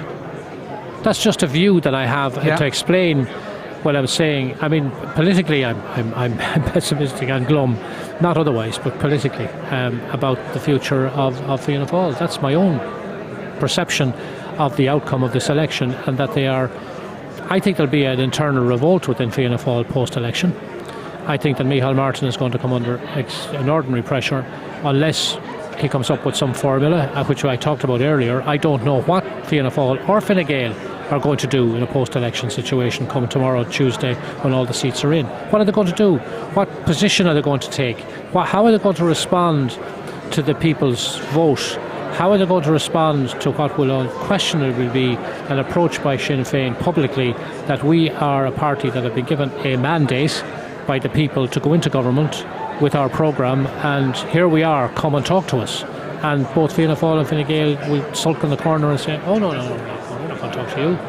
So what's going to happen? What will be the next day? What's going to happen the next day? We have no idea what policy position either party is going to take, other than what they have stated in advance of the election, that they wouldn't talk to Sinn Féin. But that was before the election. Keith, as one of the younger local members and former councillors, would you have concerns along the lines of Pascal would have? There's certainly a validity in what he's saying in terms of the younger. Like, I'm just thinking of some of the younger two TDs that are going to lose their seats. That would have been kind of, big performers in the media. Or Shane Castles, who has lost his seat already in Meath West, who was the first time elected in 2016, would be a relatively young man. Lisa Chambers in the neighbouring county of Mayo, she had a very high profile, and there was great potential for her within the party, or so there was the feeling. Another young person who looks like she's losing her seat. Now it looks like in Clare we might get Councillor Cathal Crowe, who'd be a relatively young man, but Stephen Donnelly in Wicklow, relatively young man. Norma Foley, maybe. So we are seeing the old guard of the party, the 2011 survivors. They all seem to be surviving again. Those who have ran in this election, and that does pose a problem for going ahead. However, we had a very good local elections, although I myself, as the youngest candidate here in this county, while I did not hold my seat, other councils did elect a lot of younger councillors. But it's about, they have to be given the opportunity now. The younger people need to be given the opportunity to put their names forward for Dáil elections that are going to come up. And indeed, I think the party would need to look at itself and rejuvenate potential candidates in the Senate election as well, because this new Dáil may not last very long, and if we want to have any chance of regaining the younger vote, certainly you need to have younger candidates in some of the constituencies as well, and give them the opportunity to recapture that young Fianna Fáil vote. Right, okay, somebody is making the sign of 5 to me. I don't know if they mean 5 minutes or we're talking a load of something, I don't know, but I think, is it 5 minutes? Yeah, right, okay, for those people staying up late and awaiting the second count, about 5 minutes we're told now. Again, people are wondering, and we've covered this before, given the Sinn Féin result, will Sinn Féin regret not running twice as many candidates? Or was there a strategy on the money? I mean, I don't think anybody in Sinn Féin could have envisaged they would have been as successful. I think, go to run 80 candidates, similar to what Fianna Fáil and Fine Gael did, even on their best day, even if they'd had a good local and European elections. Keith, I don't know if you'd agree. I don't think they would have ran. They might have ran maybe another 10 or dozen candidates, considering where they were coming from. You couldn't predict this. It's a nightmare for Sinn Féin head office, because all the polls suggested, even coming into Christmas, that Sinn Féin, were going to improve, yes, but they were going to improve to about 25 seats or so, and had they ran more, it's like anything, hindsight is great at the moment. Definitely, if they had run more, they probably would win another 6 or 7 seats, no problem whatsoever. Okay, Francie, are the Oscars on tonight, Francie? Somebody wants to, well, I think, are they on tonight, the Oscars? The Oscars, yeah. Somebody says, can you hurry up and get a candidate announced here soon? I'm watching coverage and I'm watching the Oscars for Saoirse Ronan from Michael, so he wants the returning officer to get finished quickly so he can watch the Oscars. We'll give Pascal Best Supporting Actor. He was very good. Actually, and here's Best Actor, John Can I tell you something, a little family thing? Yeah, sure. Your son is involved. Niall was actually involved in The Irishman, and his name is up on the credits. It is. He was involved in the aging process. He works for a company in Dublin called Screen Scene, and he's what's called a compositor. And they would have composed the computer-generated graphics that de-aged De Niro and Pesci and and it's a wonderful movie, one of the best I've seen in the past year. Up there in lights. Is he over in Hollywood tonight? No, he's not. No, he's in Dublin, back with Screen Scene, working on another movie. Okay, all right. I forgot that the Oscars are on tonight, so Michael is hoping we can hurry up and so he can watch the Oscars in peace. Okay. Right. Okay. There's lots of comments coming in about various aspects of the. John, are you hearing 5 minutes as well? Is that what you're hearing? You're hearing about 5 minutes to a second count or so, are you? Yes, it'll be at least 5 minutes, maybe 10. Okay. Again, people are asking us to check that situation out with Chris McManus and see if that is. I did actually check, and the first candidate he has been elected to the Dáil. Yeah.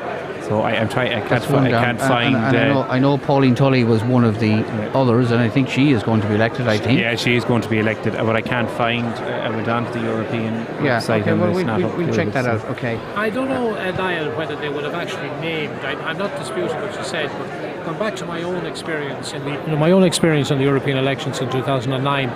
Fianna Fáil nominated 2 substitutes, of which I was one. As well as candidates. So I'm not sure that all the parties nominate 6. I have no recollection of. Okay, here we have the second count. Which consisted of the distribution of Martin Kenny's surplus of 2,898 votes. Bree Declan, Independence for Change, plus 378, giving him a total of 2,614. Conway James, non-party, plus 172, giving him a total of 1,526. Cosgrove Nessa, the Labour Party, plus 84, giving him a total of 1,262. 1,262. Ellis Shane, Fianna Fáil, plus 173, giving him a total of 2,926. 2,926. Feehan Frankie, Fine Gael, plus 119, giving him a total of 5,457. 5,457.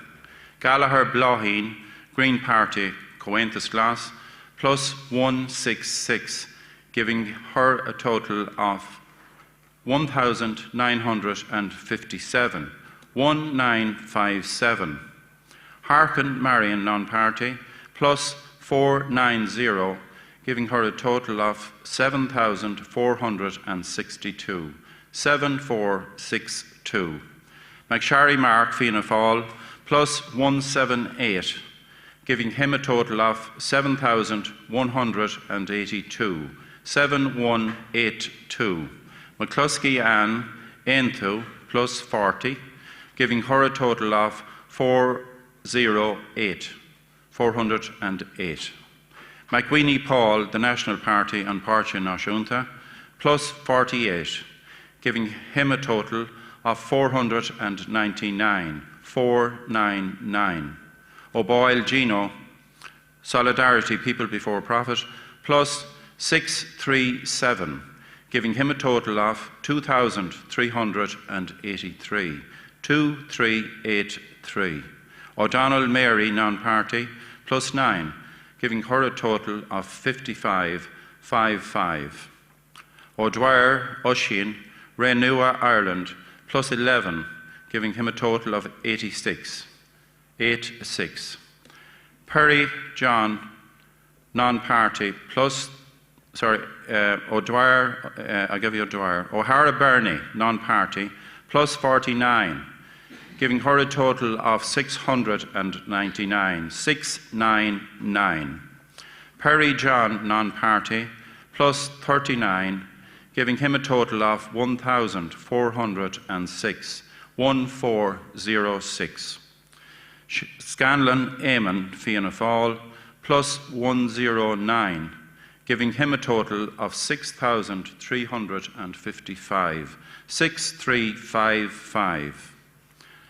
Walsh Thomas, Fine Gael, plus 49, giving him a total of 4,809. 4,809. Wynne Sean, non-party, plus 147, giving him a total of 1,457. 1,457.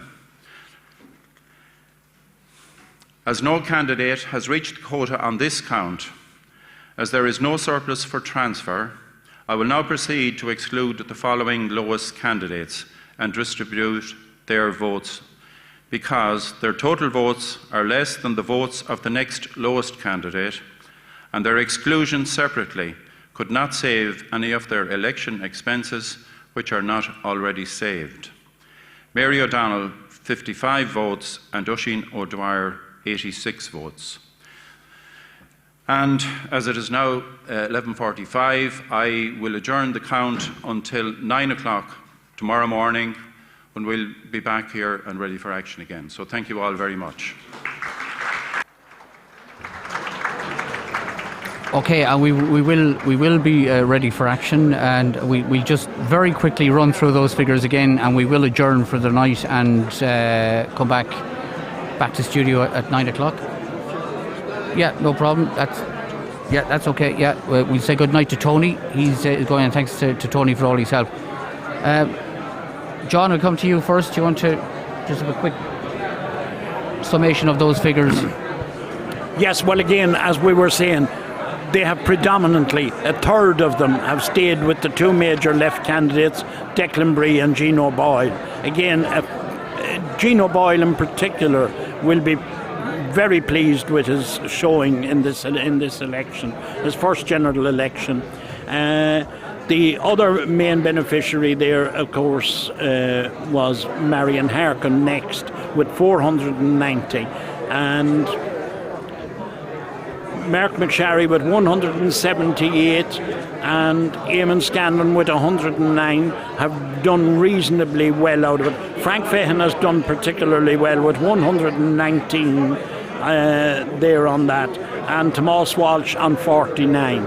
And again, this is bearding out the exit poll that we conducted. It's bearding it out on the transfer friendliness of it.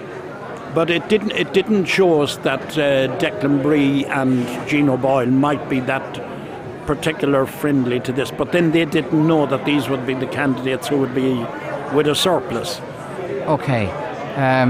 Keith, your views on that? No great distribution. No great surprise. I think, as we said, we expected that the likes of Bree and O'Boyle would be very content with it.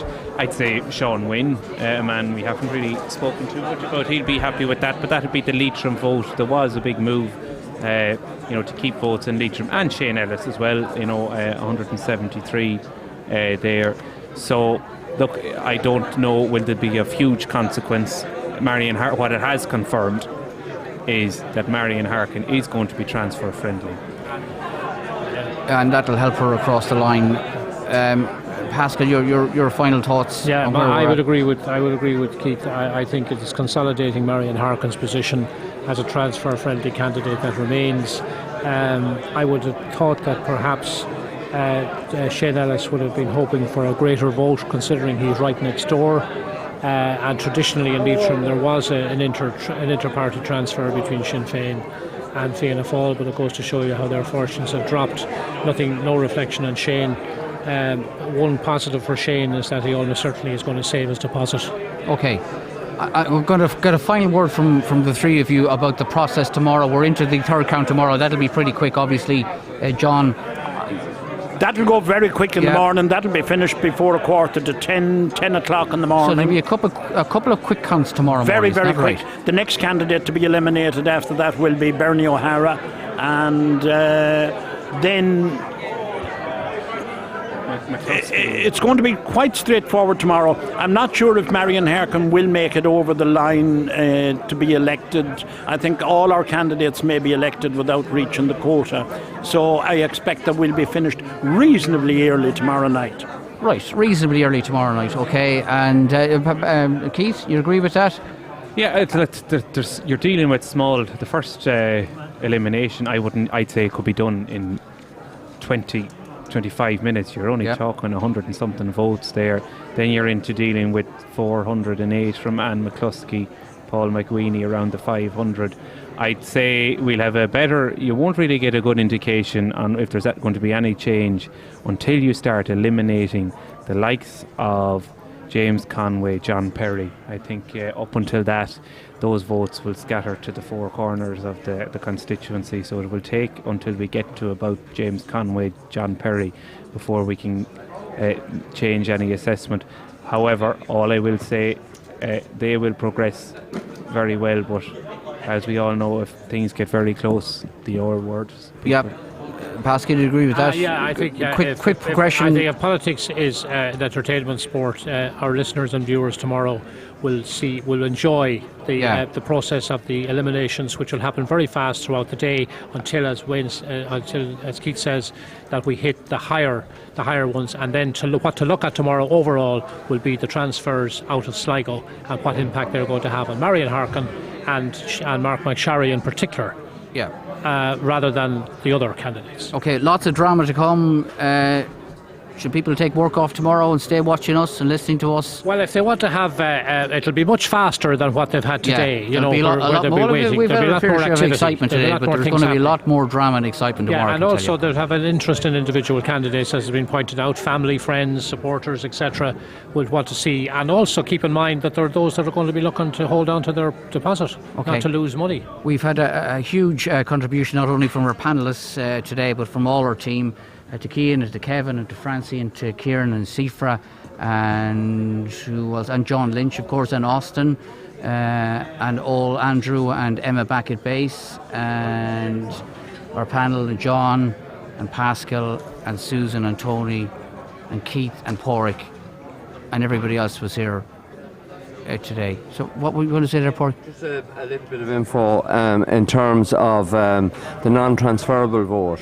Yeah. And the 1044 votes were non-transferable, and that's significant in terms of past voting trends from Sinn Féin, and I suppose it's a sign of their becoming more into the process as well, and the way that people that now vote Sinn Féin are also transferring to other candidates as well. So that's actually very interesting from a political point of view. We better leave it. We all have to go home and get some rest. We'll be doing it all again tomorrow morning from 9 o'clock from the Sligo Park Hotel. Thanks for everybody for contributing. Thanks for all your kind wishes.